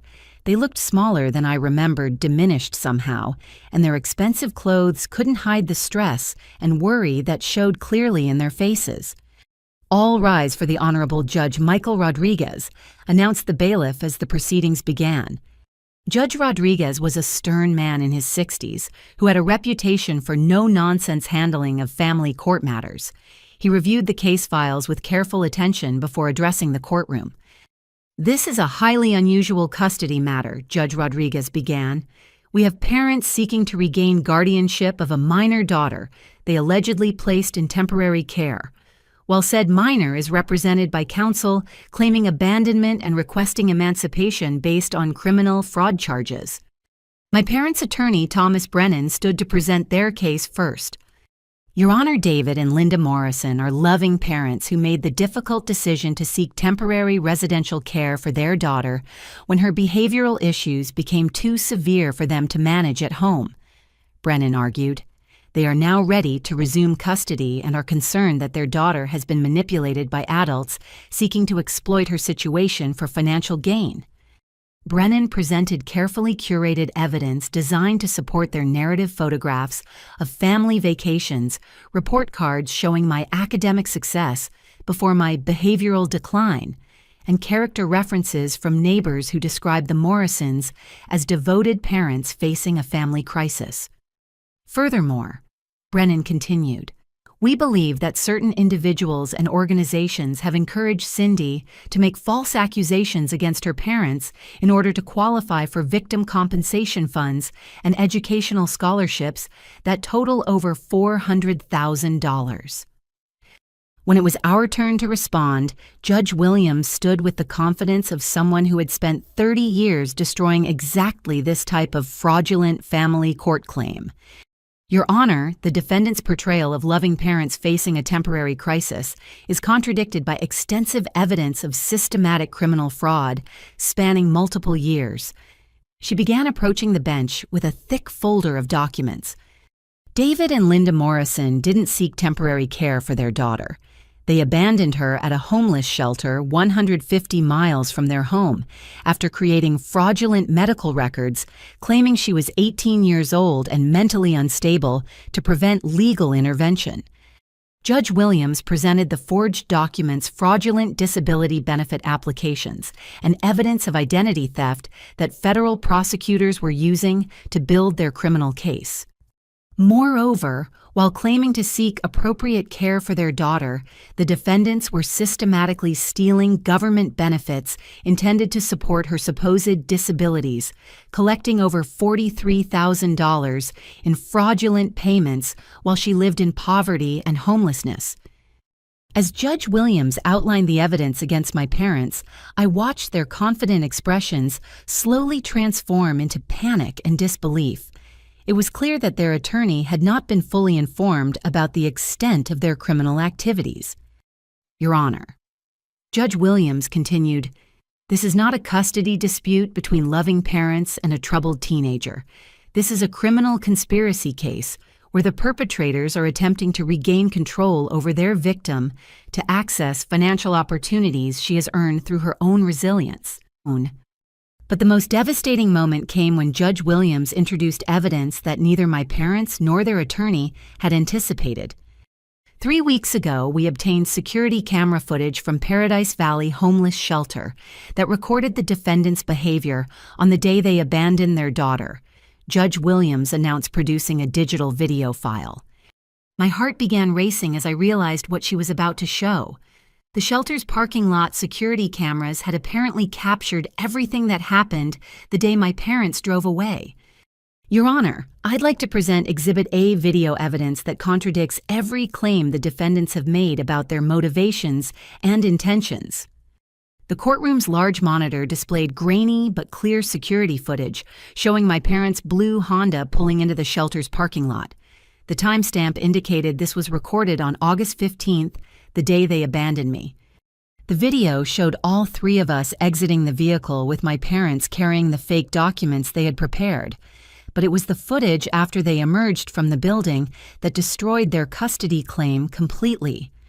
The camera captured audio as well as video, and the courtroom filled with the sound of my parents' voices as they walked back to their car.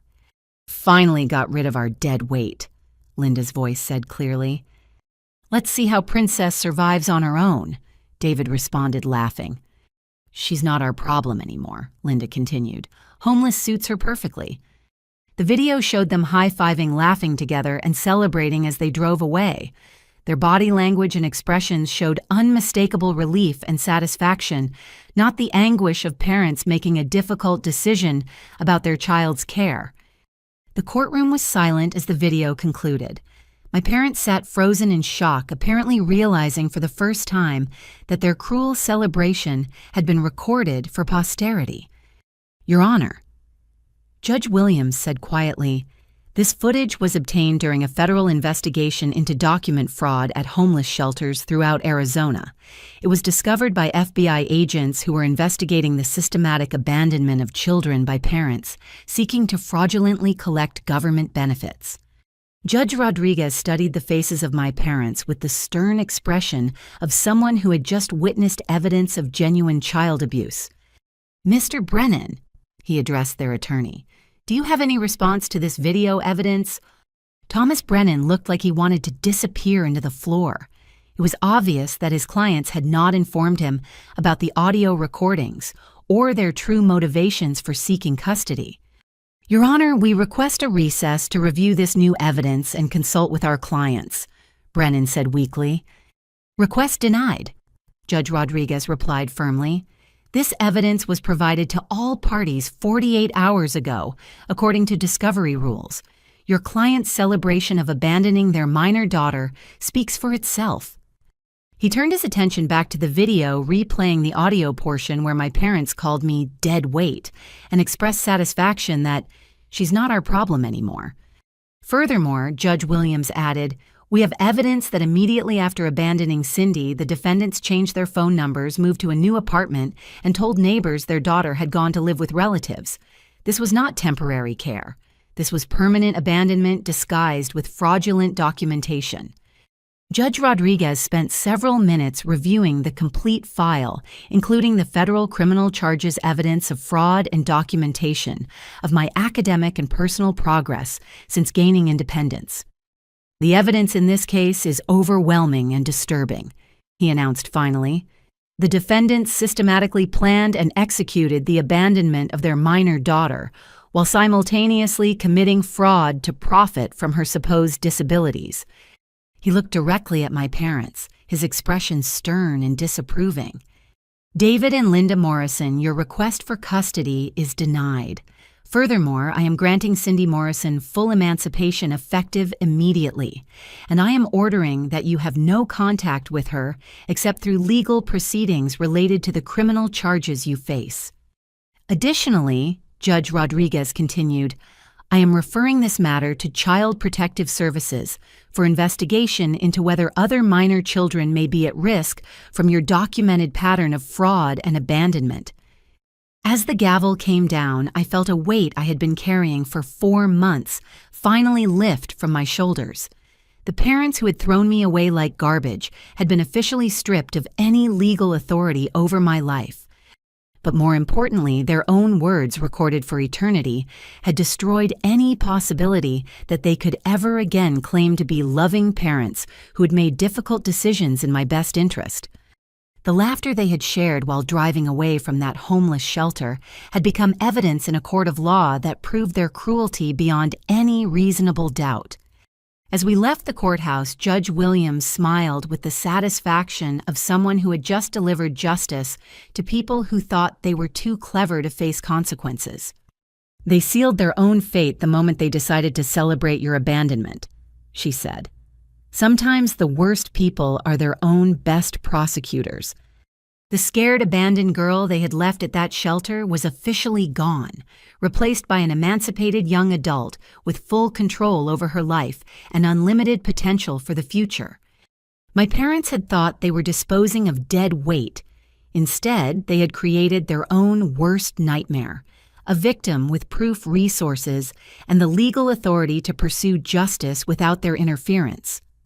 3 years had passed since Judge Rodriguez granted my emancipation, and as I walked across the stage at Arizona State University's commencement ceremony, I could barely comprehend how dramatically my life had transformed.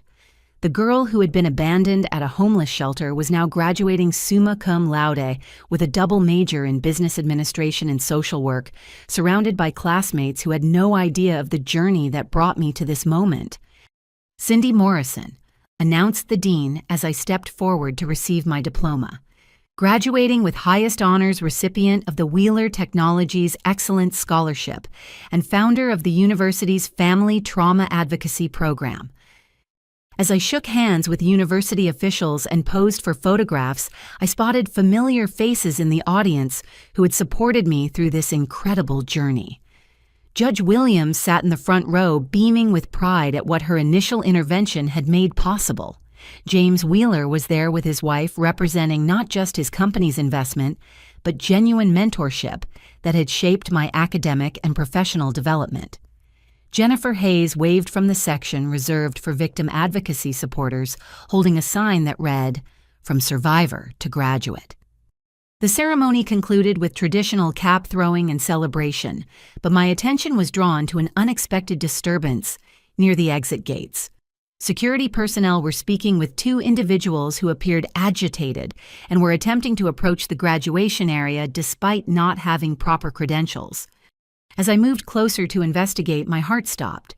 David and Linda Morrison stood at the security checkpoint dressed in their best clothes and carrying flowers, apparently attempting to attend my graduation ceremony, uninvited. "We're her parents," Linda was saying to the security guard. "We just want to congratulate our daughter on her achievement and let her know how proud we are." The guard checked his list again, clearly uncomfortable with the situation. "I'm sorry, but you're not on the approved visitor list, and we have specific instructions that you're not permitted on campus without prior authorization."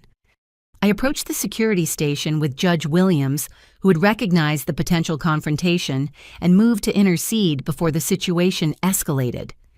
"Officers, I'm Patricia Williams, Ms. Morrison's legal counsel," she said, presenting her identification.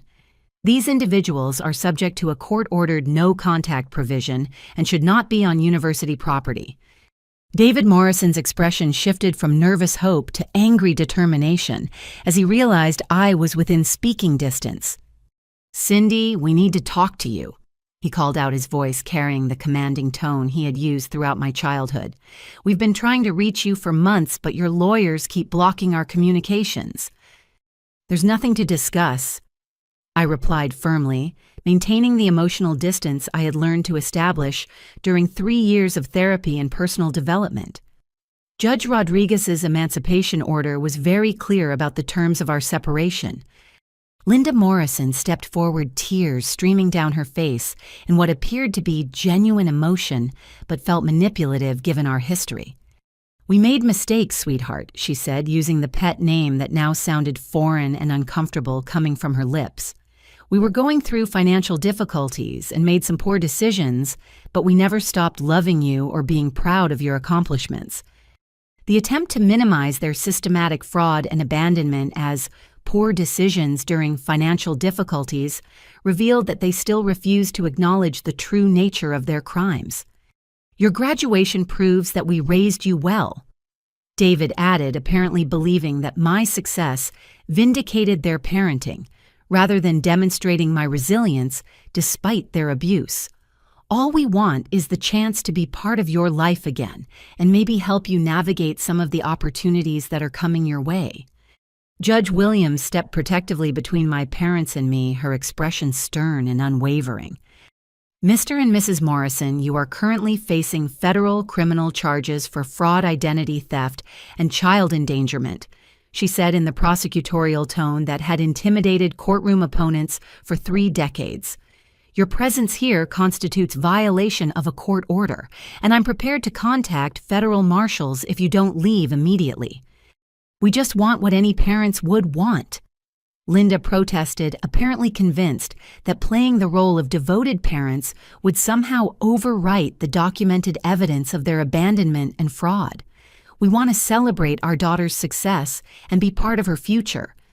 The irony was staggering. The same people who had called me dead weight and celebrated getting rid of me were now claiming parental pride in achievements they had done everything possible to prevent. "Your daughter's success occurred entirely despite your actions, not because of them," Judge Williams replied coldly.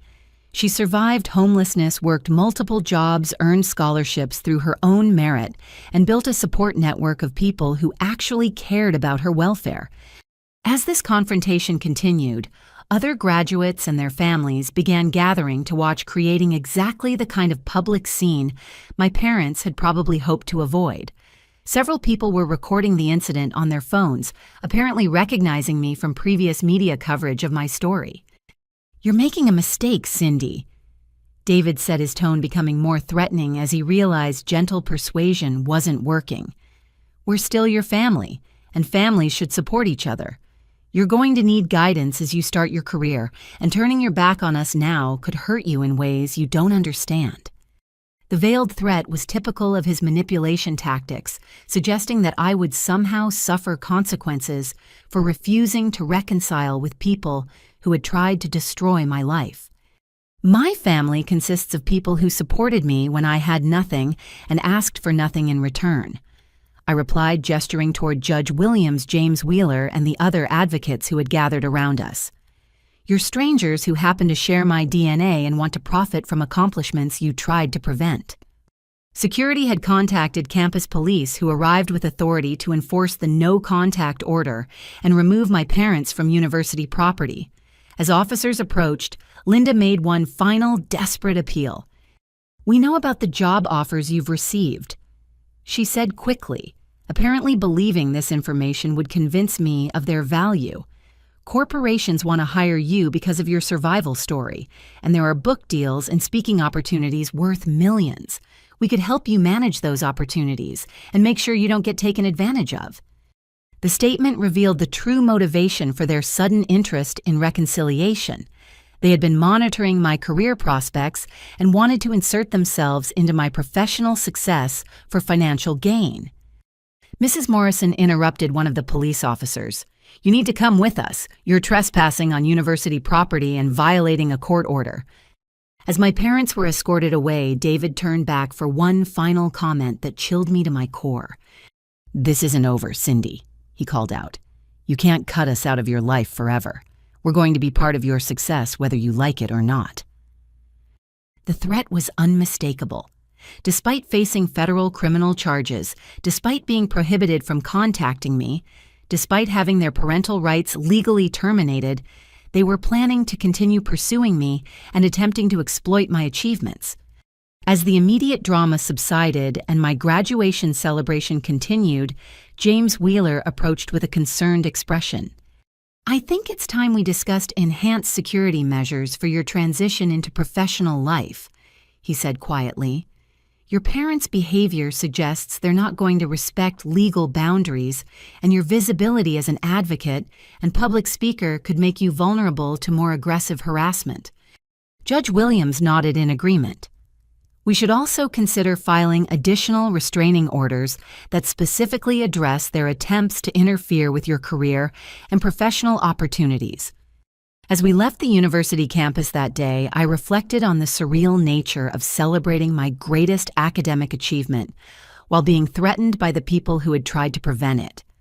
3 years of college had given me knowledge credentials and professional opportunities beyond anything I had imagined while sleeping in that homeless shelter. But my parents' appearance at my graduation had also demonstrated that they remained committed to treating me as property they could exploit, rather than a human being deserving of respect and independence. The next phase of my journey would involve building a career that could withstand their continued harassment while using my experiences to help other abandoned children fight similar battles. The scared girl they had thrown away was now an educated advocate with resources and determination they had never anticipated. Their threat that this isn't over was absolutely correct, but they had fundamentally misunderstood who held the power in our ongoing conflict. I was no longer a vulnerable teenager they could manipulate and abandon. I was an adult with legal protection, professional opportunities, and powerful allies who would help me defend everything I had built. The laughter they had shared while driving away from that homeless shelter was about to be replaced by something far more serious, the realization that their discarded daughter had become someone capable of fighting back with every advantage education, law, and justice could provide. 2 years after graduation, my professional life had exceeded every expectation I had dared to form during those desperate nights in Paradise Valley Homeless Shelter. The nonprofit organization I had founded, Second Chances Foundation, occupied a renovated warehouse in downtown Phoenix and employed 18 full-time staff members who provided comprehensive services to abandoned and exploited youth throughout Arizona. The foundation's launch event was scheduled for a Thursday evening in late October, designed to attract major donors, government officials, and community leaders who could expand our reach and funding capacity. The venue was the ballroom of the Phoenix Art Museum, selected for its combination of elegance and accessibility that would appeal to both wealthy philanthropists and the young people we served. As I reviewed my keynote speech one final time, I felt a mixture of pride and nervous anticipation that had become familiar during my transition from client to service provider. Tonight's event would formally announce our expansion into 3 additional cities and the launch of our legal advocacy program that would provide free attorney services to minors facing family fraud situations. "Cindy, the guest registration is complete and everyone's asking about when you'll begin speaking," announced Maria Santos, my program director and closest professional colleague.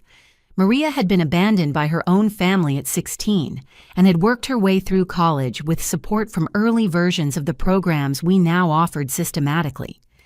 The ballroom was filled with an impressive cross-section of Arizona's civic and business leadership. Governor Katie Hobbs had sent a representative to announce state funding for our programs. Senator Mark Kelly was scheduled to present a congressional resolution recognizing our work. James Wheeler served as our board chairman and had brought several technology industry executives whose companies were considering major financial commitments. "Ladies and gentlemen, please take your seats," announced the Master of Ceremonies as the formal program began. "We're honored tonight to celebrate 5 years of extraordinary achievement by Second Chances Foundation and to hear from its founder, Cindy Morrison, about expanding opportunities for Arizona's most vulnerable young people." As I approached the podium, the audience of 300 guests rose in sustained applause that felt surreal given my memories of standing in this same city as a homeless teenager with nothing but determination and borrowed clothes. 5 years ago, I stood in a government office explaining to a social worker why my parents had abandoned me at a homeless shelter. I began using the opening that had proven most effective with diverse audiences. Tonight, I stand before community leaders announcing that Second Chances Foundation has helped over 2,000 young people transition from crisis to independence. The presentation continued for 20 minutes, covering our program expansion, legislative advocacy, and success stories that demonstrated the Foundation's impact on individual lives and broader social policy. I had learned to balance emotional resonance with concrete data, ensuring that potential supporters understood both the human need and organizational effectiveness that justified their investment. Our newest initiative addresses family fraud, the systematic theft of children's identities by their own parents for financial gain. I explained transitioning to the program expansion that was closest to my personal experience. We estimate that over 5,000 Arizona children are currently victims of this crime, living in poverty, while their parents collect government benefits intended to support their supposed disabilities. As I outlined our legal advocacy expansion, I noticed a commotion near the ballroom entrance that seemed to be escalating despite security personnel's attempts to maintain order. 2 individuals were arguing with event staff and attempting to enter the reception area without proper credentials. "Excuse me for just one moment," I said, pausing my presentation as the disturbance became too loud to ignore. The cause of the disruption became immediately clear as David and Linda Morrison pushed past security guards and entered the ballroom, apparently having convinced someone that they belonged at the event. "We're Cindy's parents," Linda was saying loudly to anyone within hearing range. "We should be recognized as the people who raised the young woman you're here to celebrate." The audience buzzed with confusion and uncomfortable recognition as my parents made their way toward the front of the room, seemingly oblivious to the inappropriate nature of their disruption. "We're so proud of our daughter's accomplishments," David announced to the crowd, apparently believing that public pressure would force me to acknowledge them positively. "Everything she's achieved reflects the values and work ethic we instilled in her during her childhood." The statement was so audaciously false that several audience members who knew my story began murmuring expressions of shock and disapproval. Judge Williams, who was seated at the head table as our legal counsel, immediately stood and approached the security personnel, clearly preparing to have my parents removed before their presence could further disrupt the event. But instead of allowing security to handle the situation, I made a decision that would define how I dealt with their continued harassment for the rest of my life. "Ladies and gentlemen," I said into the microphone, my voice carrying clearly throughout the ballroom, I'd like you to meet David and Linda Morrison, the people who abandoned me at a homeless shelter when I was 17 years old and then celebrated by laughing about disposing of their dead weight. The audience fell completely silent as they realized they were witnessing a confrontation between an accomplished advocate and the parents who had tried to destroy her life. Since they've chosen to crash tonight's event, I continued, this seems like an appropriate time to share some recordings they left on my voicemail over the past 6 months.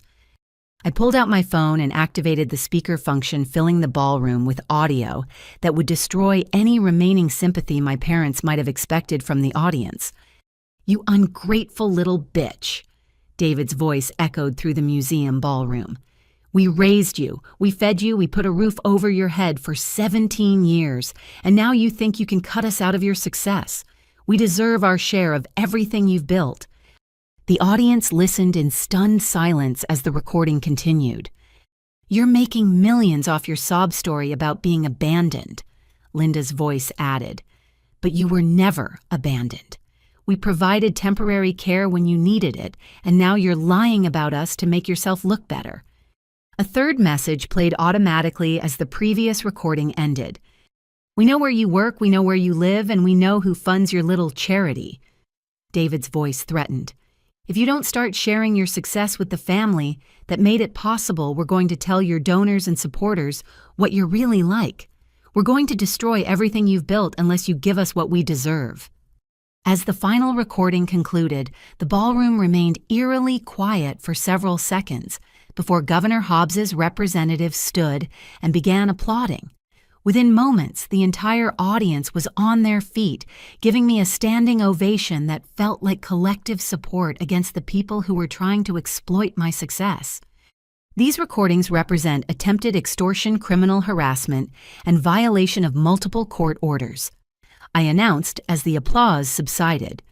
They also demonstrate why Second Chances Foundation's Family Fraud Program is desperately needed to protect other young people from the kind of exploitation I continue to experience. My parents stood frozen near the entrance, apparently realizing that their public confrontation had backfired spectacularly.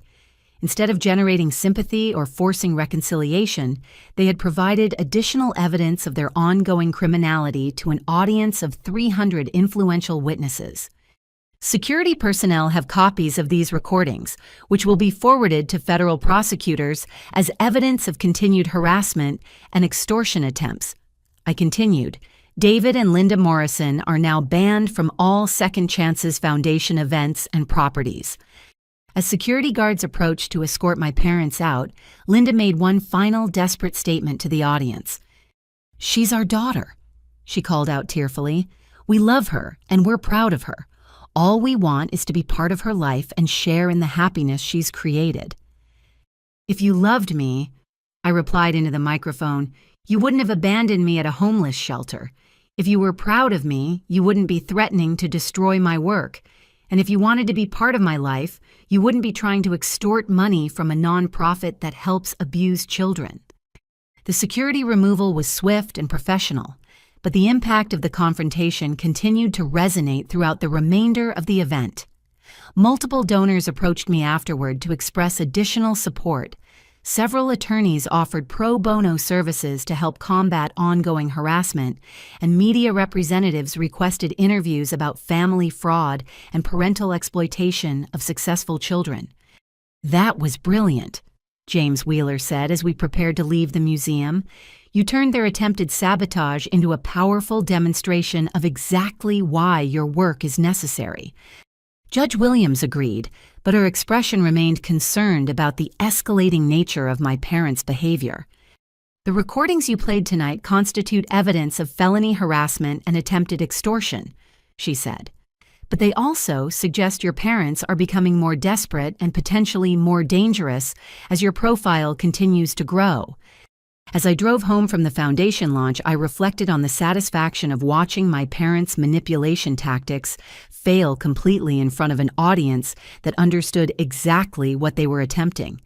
Their efforts to claim credit for my success had instead provided perfect examples of the ongoing abuse that made my advocacy work necessary.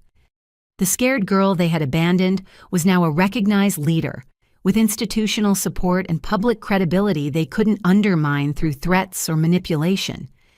Their attempt to exploit my success had become evidence of their continued criminality and proof that family fraud remained an urgent social problem requiring systematic intervention. The laughter they had shared while driving away from that homeless shelter had been replaced by public humiliation in front of Phoenix's civic leadership. But more importantly, their behavior had demonstrated to potential supporters exactly why organizations like Second Chances Foundation were essential for protecting vulnerable young people from exploitation by the adults who should have protected them. The foundation launch confrontation with my parents had generated significant media coverage that brought both opportunities and challenges I hadn't anticipated. Within a week of the museum event, Second Chances Foundation received donation offers totaling over $800,000, interview requests from 4 national news programs, and invitations to present our model at conferences in 12 different states. But the increased visibility had also intensified my parents' harassment to levels that were becoming both legally actionable and personally dangerous. The voicemails I had played at the museum were just the beginning of a campaign of threats and intimidation that had escalated throughout the month following our public confrontation.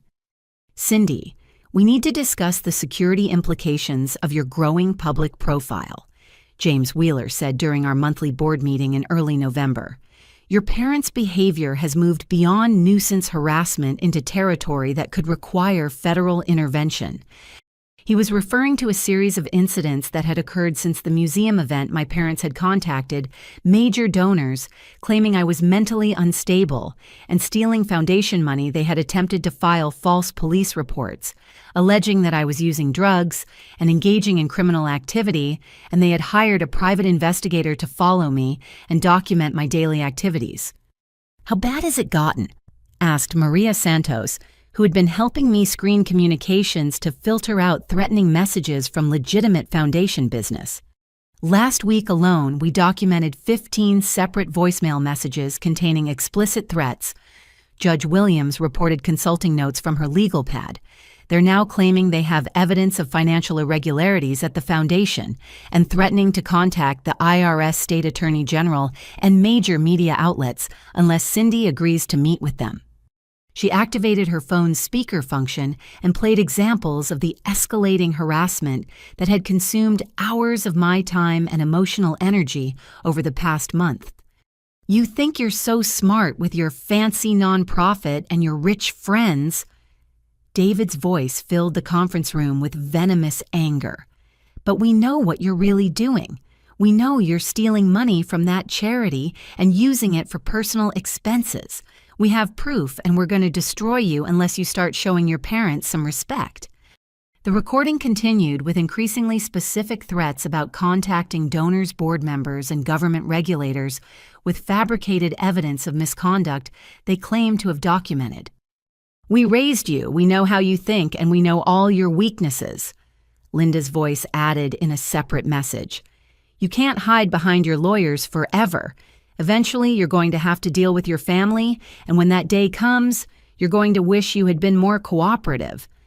A third recording contained the most explicit extortion attempt yet documented. "We want $50,000 in public recognition as the parents who inspired your success," David demanded.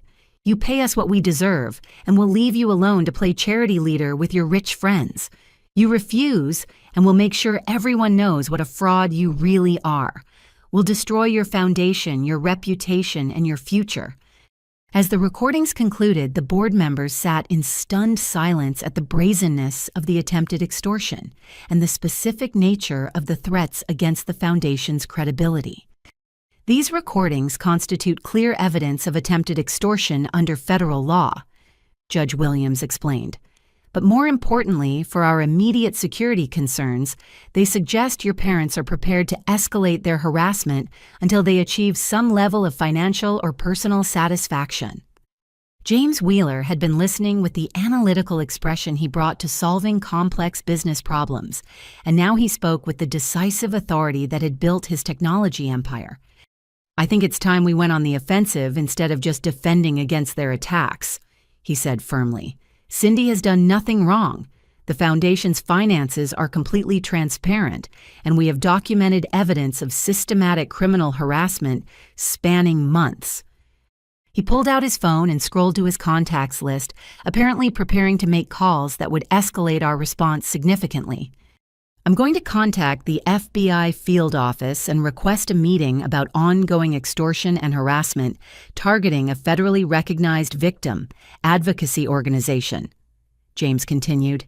"This has moved beyond family drama into interference with legitimate nonprofit operations that serve vulnerable populations." Judge Williams nodded approvingly. "Federal involvement is appropriate at this point. The threats against the Foundation's funding and operations constitute interference with interstate commerce, which gives federal agencies jurisdiction they wouldn't have for purely personal harassment." But before anyone could make those calls, my phone buzzed with an incoming voicemail message that would provide the most damaging evidence yet of my parents' criminal intentions. "You have one new voicemail message," the automated system announced as I activated the speaker function. "Listen carefully, you selfish little brat." Linda's voice was filled with rage and desperation that suggested they were reaching the end of their strategic patience. "We know about your big speech next week at the governor's conference, and we know about the television interview you're doing with that national news program." The message continued with details about my upcoming professional commitments that they shouldn't have known unless they were conducting sophisticated surveillance of my activities. "We're going to be at that conference." David's voice took over, apparently having planned this message carefully. "We're going to stand up during your speech and tell everyone what a liar you are. We're going to explain to your audience that you've built your entire career on false accusations against loving parents who sacrificed everything for your success." The threat was specific and actionable, providing exactly the kind of evidence law enforcement needed to intervene before my parents could disrupt major professional events. "But we'll give you one last chance to make this right." Linda's voice concluded the message. "Meet us tomorrow night at 7 o'clock at the Denny's restaurant on Camelback Road. Come alone, bring a check for $100,000, and agree to publicly acknowledge us as the parents who inspired your success. Do that, and we'll disappear from your life forever." "Refuse," David added ominously, "and we'll make sure your next public appearance becomes a humiliation you'll never recover from. We'll destroy everything you've built, and this time you won't have rich friends powerful enough to protect you." As the voicemail ended, Judge Williams was already dialing the FBI field office, while James Wheeler contacted his security consultant to arrange protection for the governor's conference and subsequent media appearances. This message contained specific threats of criminal disruption, detailed extortion demands, and evidence of surveillance that constitutes stalking under federal law. Judge Williams explained to the FBI agent who answered her call, "We need immediate intervention before they can carry out their threatened disruption of a state government conference." The next 12 hours involved intensive coordination between federal agents, state security personnel, and private protection services to ensure that my parents' threatened disruption would result in their arrest rather than damage to my reputation or Foundation operations. "We're setting a trap," explained FBI agent Sarah Mitchell during our emergency meeting the next morning. "Your parents have provided specific details about their planned criminal activities, and we're going to give them the opportunity to incriminate themselves in front of federal witnesses." The strategy involved allowing my parents to approach the governor's conference venue while federal agents documented their attempted disruption and arrested them for the multiple federal crimes their voicemails had outlined. "More importantly," Agent Mitchell continued, "their own recordings have given us evidence to pursue federal charges for systematic extortion harassment and interference with nonprofit operations. They've essentially provided a confession for every crime they've committed over the past 6 months." As I prepared for the governor's conference that would either mark my emergence as a recognized advocate or become the scene of my parents' final attempt to destroy my career, I reflected on how their escalating desperation had ultimately provided the evidence needed to stop their harassment permanently. The scared girl they had abandoned was now protected by federal agents and supported by state officials who recognized the importance of her work. Their threats to humiliate me at major professional events had instead created opportunities to demonstrate that family fraud victims could build successful careers despite ongoing harassment from their abusers. The laughter they had shared while driving away from that homeless shelter was about to be replaced by federal criminal charges that would finally end their ability to exploit and threaten the daughter they had tried to discard. The federal trial of David and Linda Morrison concluded on a gray Tuesday morning in March, exactly 18 months after their arrest at the governor's conference for attempted extortion and criminal harassment. As I sat in the gallery of the Phoenix Federal Courthouse watching the jury deliver their verdict, I could barely believe that this chapter of my nightmare was finally reaching its conclusion. Has the jury reached a verdict on all counts? Asked Federal Judge Maria Santos, whose stern demeanor had remained consistent throughout the 3-week trial. "We have your honor," replied the jury foreman, a retired school principal whose expression suggested the deliberations had not been difficult. "On the count of conspiracy to commit wire fraud, how do you find guilty? On the count of identity theft affecting interstate commerce, how do you find guilty? On the count of systematic extortion using electronic communications, how do you find guilty?" The verdict continued through 12 separate felony counts, each guilty verdict, representing years of criminal behavior that had finally been exposed and punished through the legal system. My parents sat at the defendant table with their court-appointed attorneys, their faces showing the shock of people who had never seriously believed they would face consequences for their actions. Federal prosecutor Amanda Rodriguez had presented a devastating case that included the voicemail recordings, financial evidence of their fraudulent benefit collection testimony from shelter workers who remembered their cruel celebration and documentation of their systematic harassment campaign against me and Second Chances Foundation. The defendants treated their own daughter as property to be exploited, then discarded when she became inconvenient. Rodriguez had argued during her closing statement. When that daughter succeeded despite their abuse, they attempted to reclaim ownership through threats, extortion, and criminal harassment that continued for years. The defense had attempted to portray my parents as overwhelmed individuals who had made mistakes during a family crisis, but their own recorded words had destroyed any sympathy the jury might have felt. "Your Honor," Judge Santos announced as the verdict concluded, "sentencing will be scheduled for 4 weeks from today. The defendants will remain in custody pending sentencing, given the flight risk demonstrated by their pattern of fraud and deception." As the trial concluded and court officers led my parents away in handcuffs, I felt a mixture of relief and emotional exhaustion that had become familiar during the months of legal proceedings. Judge Williams, who had attended every day of testimony, approached with the satisfied expression of someone who had finally achieved justice after years of effort. "It's over, Cindy," she said, simply placing a supportive hand on my shoulder. "They'll never be able to hurt you again." The sentencing hearing 4 weeks later brought closure that exceeded my expectations for justice and accountability. Federal Judge Santos had clearly been influenced by victim impact statements from not just me, but dozens of other abandoned youth who had been helped by Second Chances Foundation programs. "David Morrison, you are sentenced to 4 years in federal prison, followed by 3 years of supervised probation," Judge Santos announced. "You will also pay restitution of $127,000 to the government agencies you defrauded and to your daughter for the emotional and financial damages you inflicted. Linda Morrison, you are sentenced to 3 years in federal prison, followed by 3 years of supervised probation with the same restitution requirements."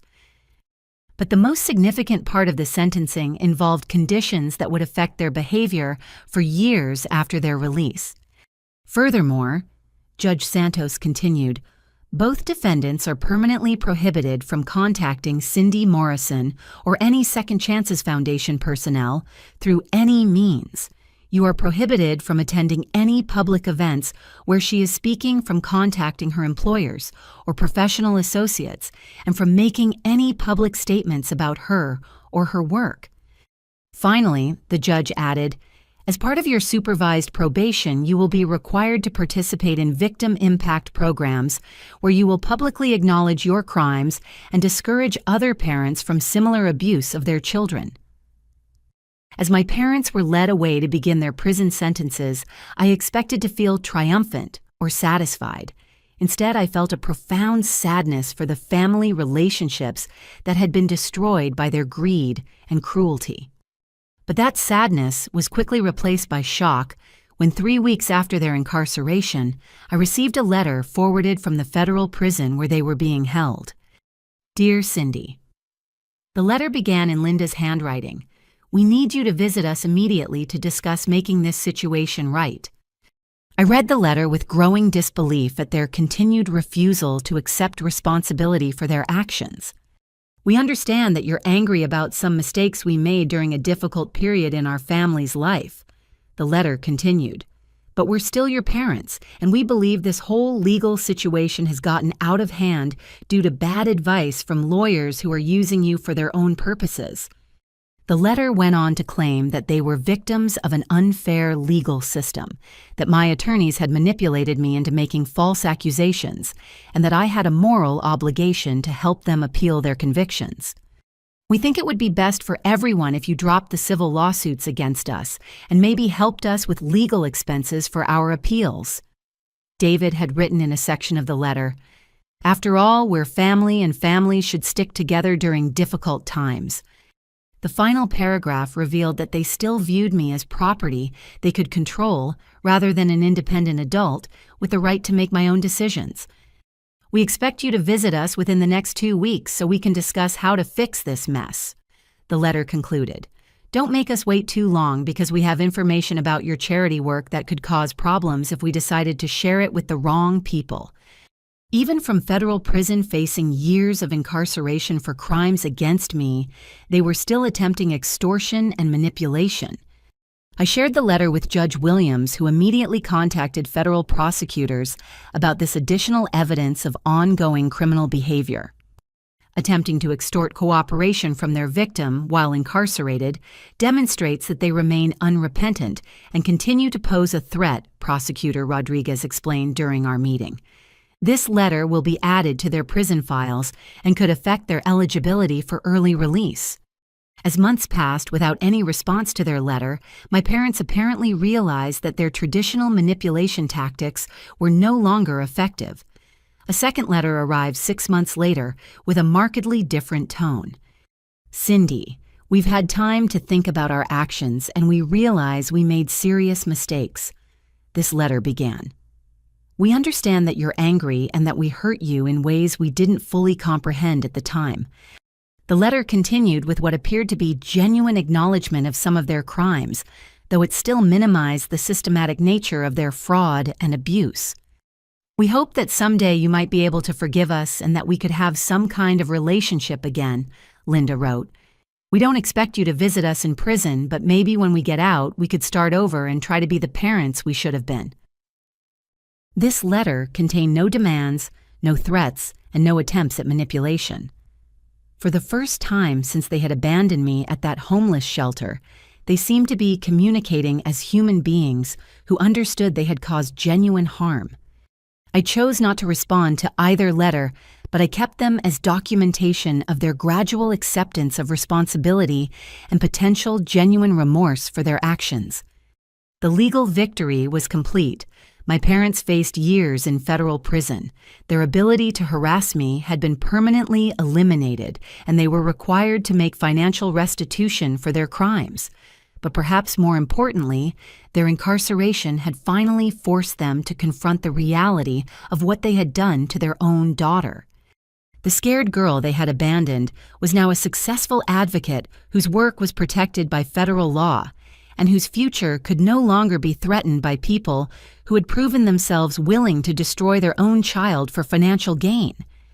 The laughter they had shared while driving away from that homeless shelter had been replaced by years of federal imprisonment and the slow recognition that they had thrown away something precious that could never be recovered.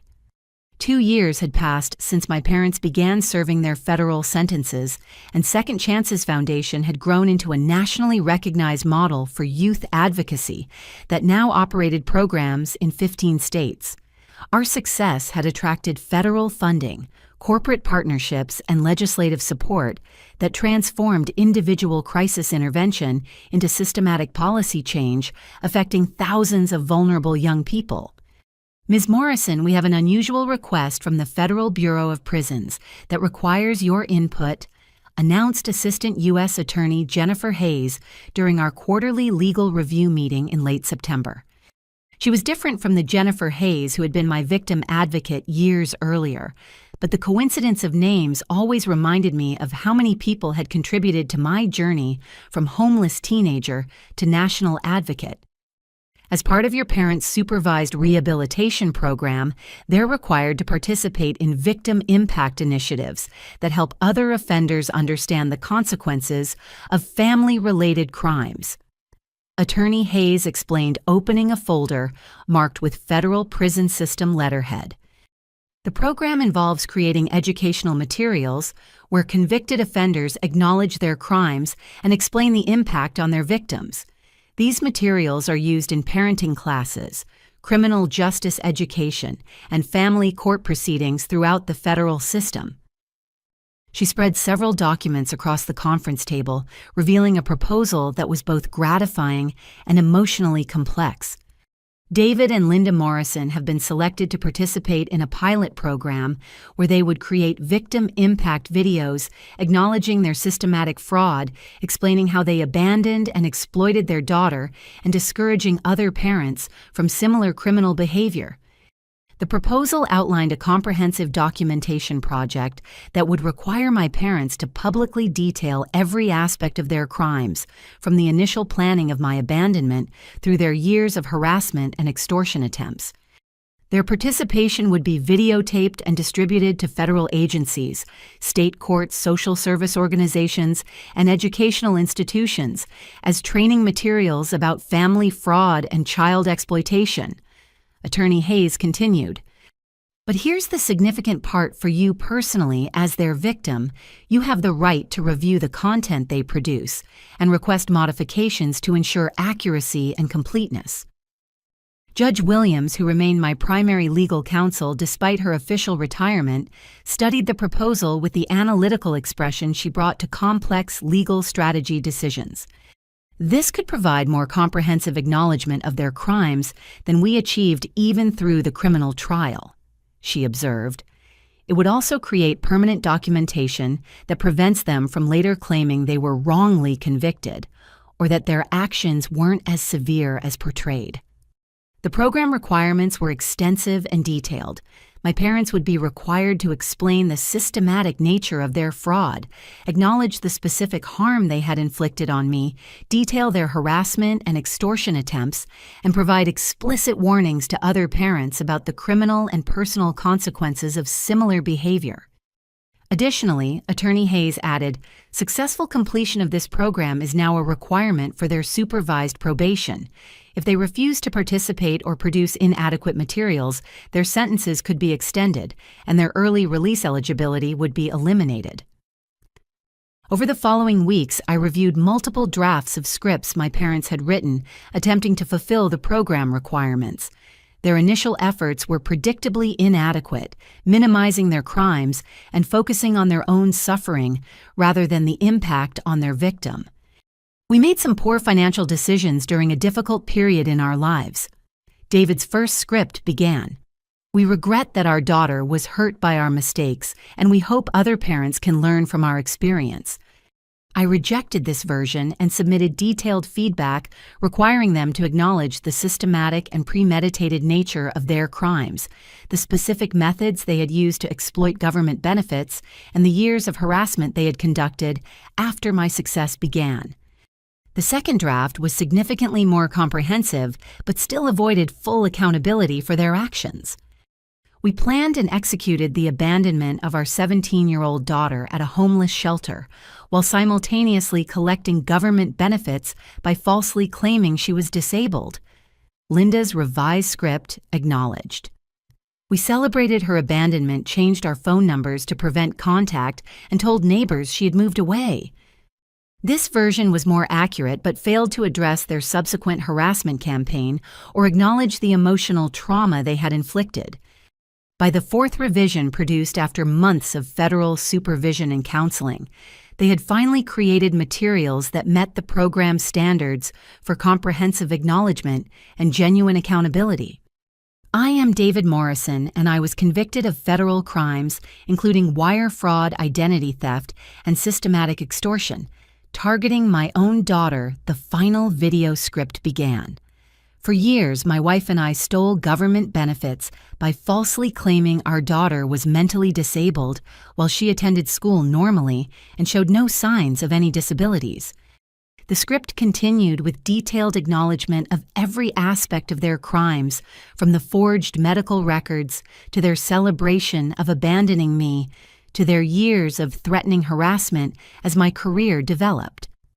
We called our daughter dead weight and laughed about disposing of her because we viewed her as a financial burden rather than a human being deserving love and support. Linda's section acknowledged. When she succeeded, despite our abandonment, we attempted to reclaim control over her life and extract money from her achievements through systematic extortion and criminal threats. The final version included explicit warnings to other parents that were both legally mandated and personally meaningful. Parents who abandon their children or exploit them for financial gain will face federal criminal prosecution, years in prison, and the permanent loss of any relationship with children they abuse. David concluded, "No amount of money or temporary convenience is worth destroying your own child's life and sacrificing your family forever." When the completed victim impact materials were distributed to federal agencies and educational institutions, Second Chances Foundation began receiving calls from other advocacy organizations requesting permission to use the videos in their own training programs.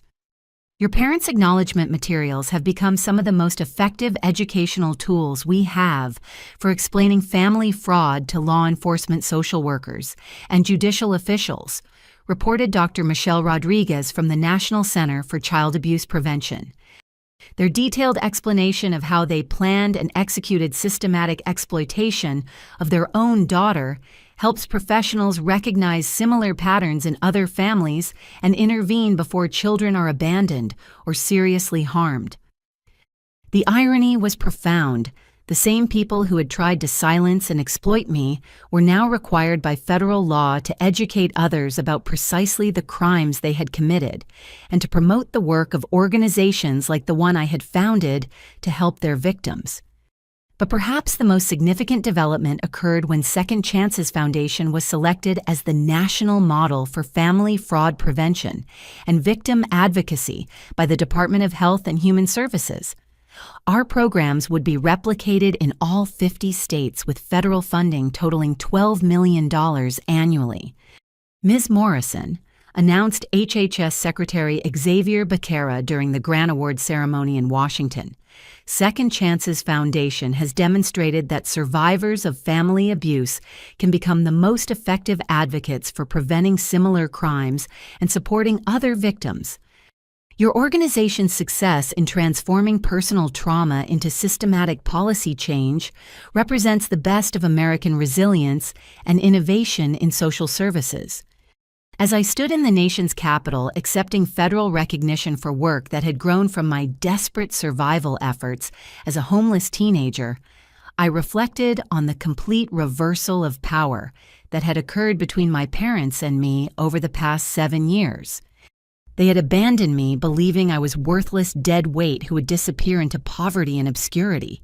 Instead, I had built a nationally recognized organization that helped thousands of vulnerable young people and influenced policy changes that protected children from exactly the crimes my parents had committed.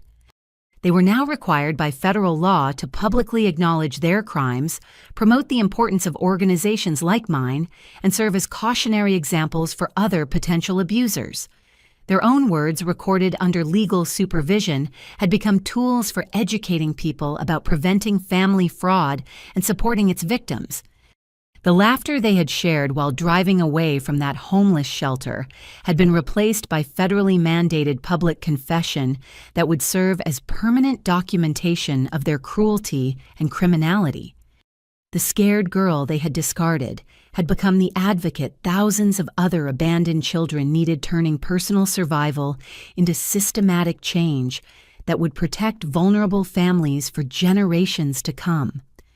5 years had passed since that gray morning when David and Linda Morrison were led away from federal court in handcuffs, and as I stood before the United States Senate Subcommittee on Children and Families, I could barely comprehend the journey that had brought me to this moment. The abandoned teenager who once slept on a cot in Paradise Valley homeless shelter was now testifying before Congress about legislation that would transform how America protects vulnerable children from family exploitation.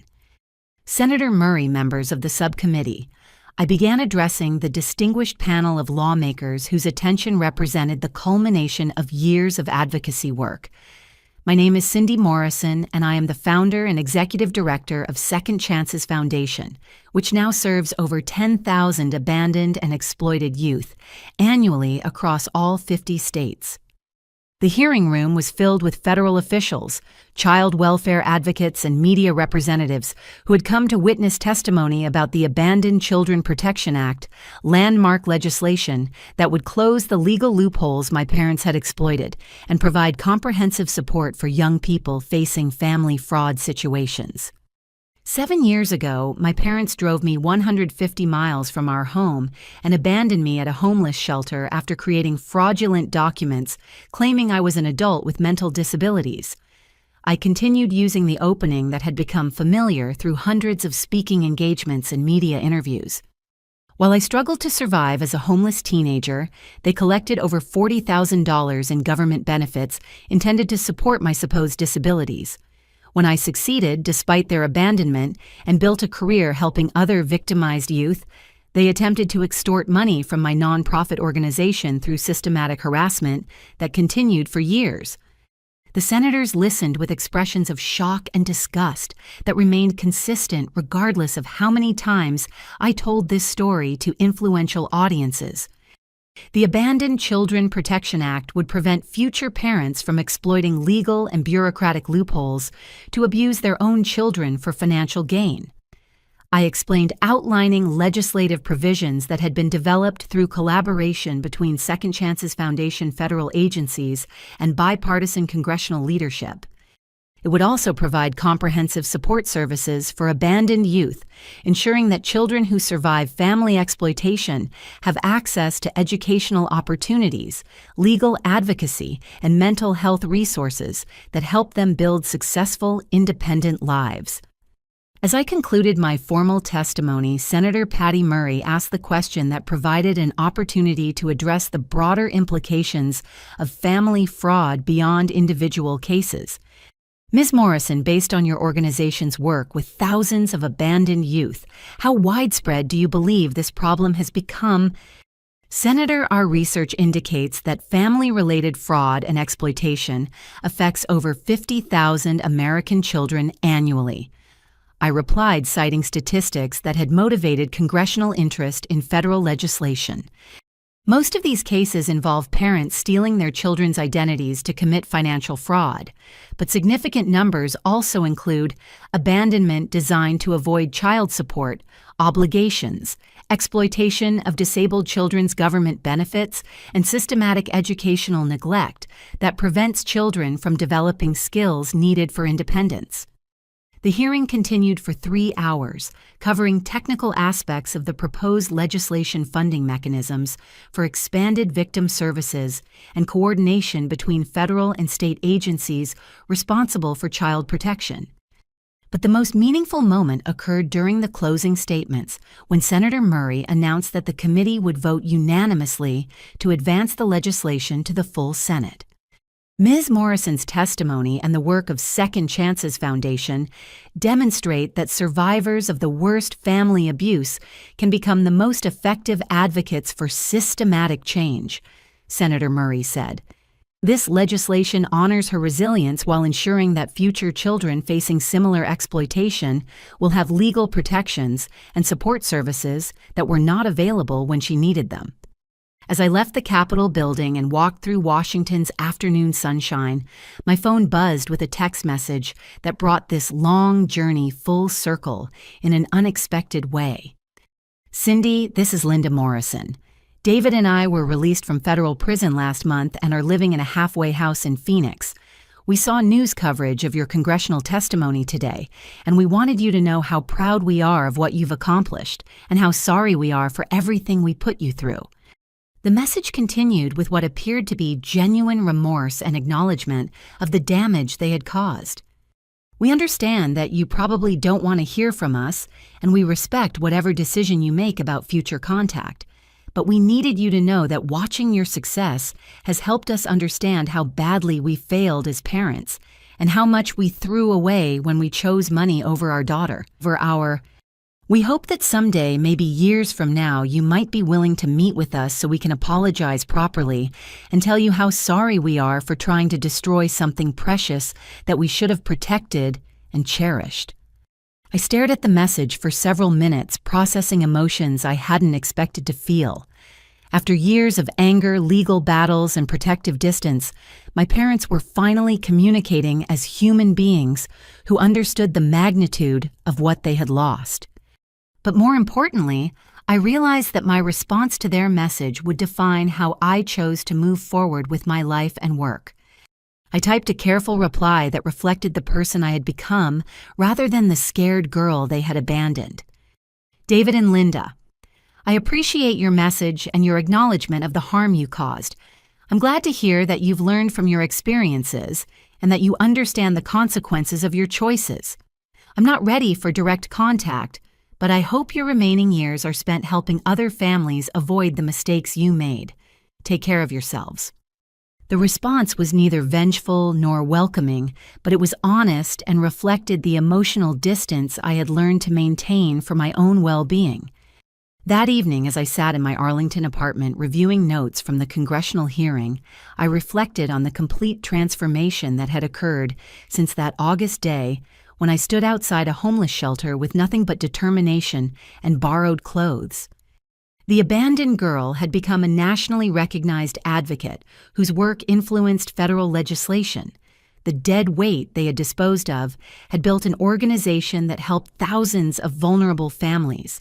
The daughter they had tried to exploit and silence had testified before the United States Senate about protecting children from exactly the crimes they had committed. My memoir, From Dead Weight to Second Chances, had become a bestseller whose proceeds funded expanded foundation programs. The speaking engagements they had once threatened to disrupt now commanded audiences of thousands who wanted to understand how trauma could be transformed into purpose. But perhaps most importantly, I had learned that healing didn't require forgiveness of people who had proven themselves incapable of genuine change. It required building something meaningful from the pain they had inflicted and using that experience to prevent others from suffering similar abuse. The scared teenager who had once wondered if she would survive homelessness had become a woman who understood that survival itself could be an act of resistance against people who expected their victims to fail. The laughter my parents had shared while driving away from that homeless shelter had been replaced by something far more significant: the realization that their discarded daughter had become living proof that abandoned children possess strength and potential their abusers never recognize. Every young person who found safety through Second Chances Foundation programs represented victory over the cruelty that had tried to destroy me, Every policy change that protected vulnerable families honored the suffering of all abandoned children. Every speaking engagement that educated audiences about family fraud prevented other parents from choosing exploitation over love. I had learned that justice doesn't always look like punishment or revenge. Sometimes it looks like building something beautiful from the wreckage others create and using your survival to light the way for people still lost in darkness. As I prepared for bed in my comfortable apartment surrounded by awards and recognition that represented years of hard work and dedication, I felt something I had never experienced during my childhood: genuine pride in the life I had built and deep satisfaction with the person I had chosen to become. The girl my parents had called dead weight and thrown away like garbage had become someone who understood that every person has value, every child deserves protection, and every survivor has the potential to transform their pain into purpose that makes the world a little bit safer for the next generation of vulnerable young people. Now I have a question for you. Have you ever felt abandoned or undervalued by people who were supposed to care about you? How did you find the strength to keep moving forward when everything seemed hopeless? Please share your thoughts in the comments below. Your story might inspire someone else who needs to hear that survival is possible, even when the people closest to you fail to recognize your worth. If this story resonated with you, please like this video to help it reach other people who might need encouragement during their own difficult times. Subscribe to our channel for more stories about resilient survival and the power of turning trauma into triumph.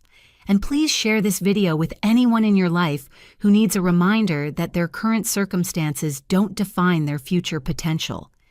Thank you for listening to my journey from that homeless shelter to the halls of Congress. I hope it reminds you that no matter how badly others treat you or how hopeless your situation seems, you have the power to build something meaningful from whatever life hands you. Sometimes the people who throw you away are actually freeing you to become someone far more remarkable than they ever imagined possible.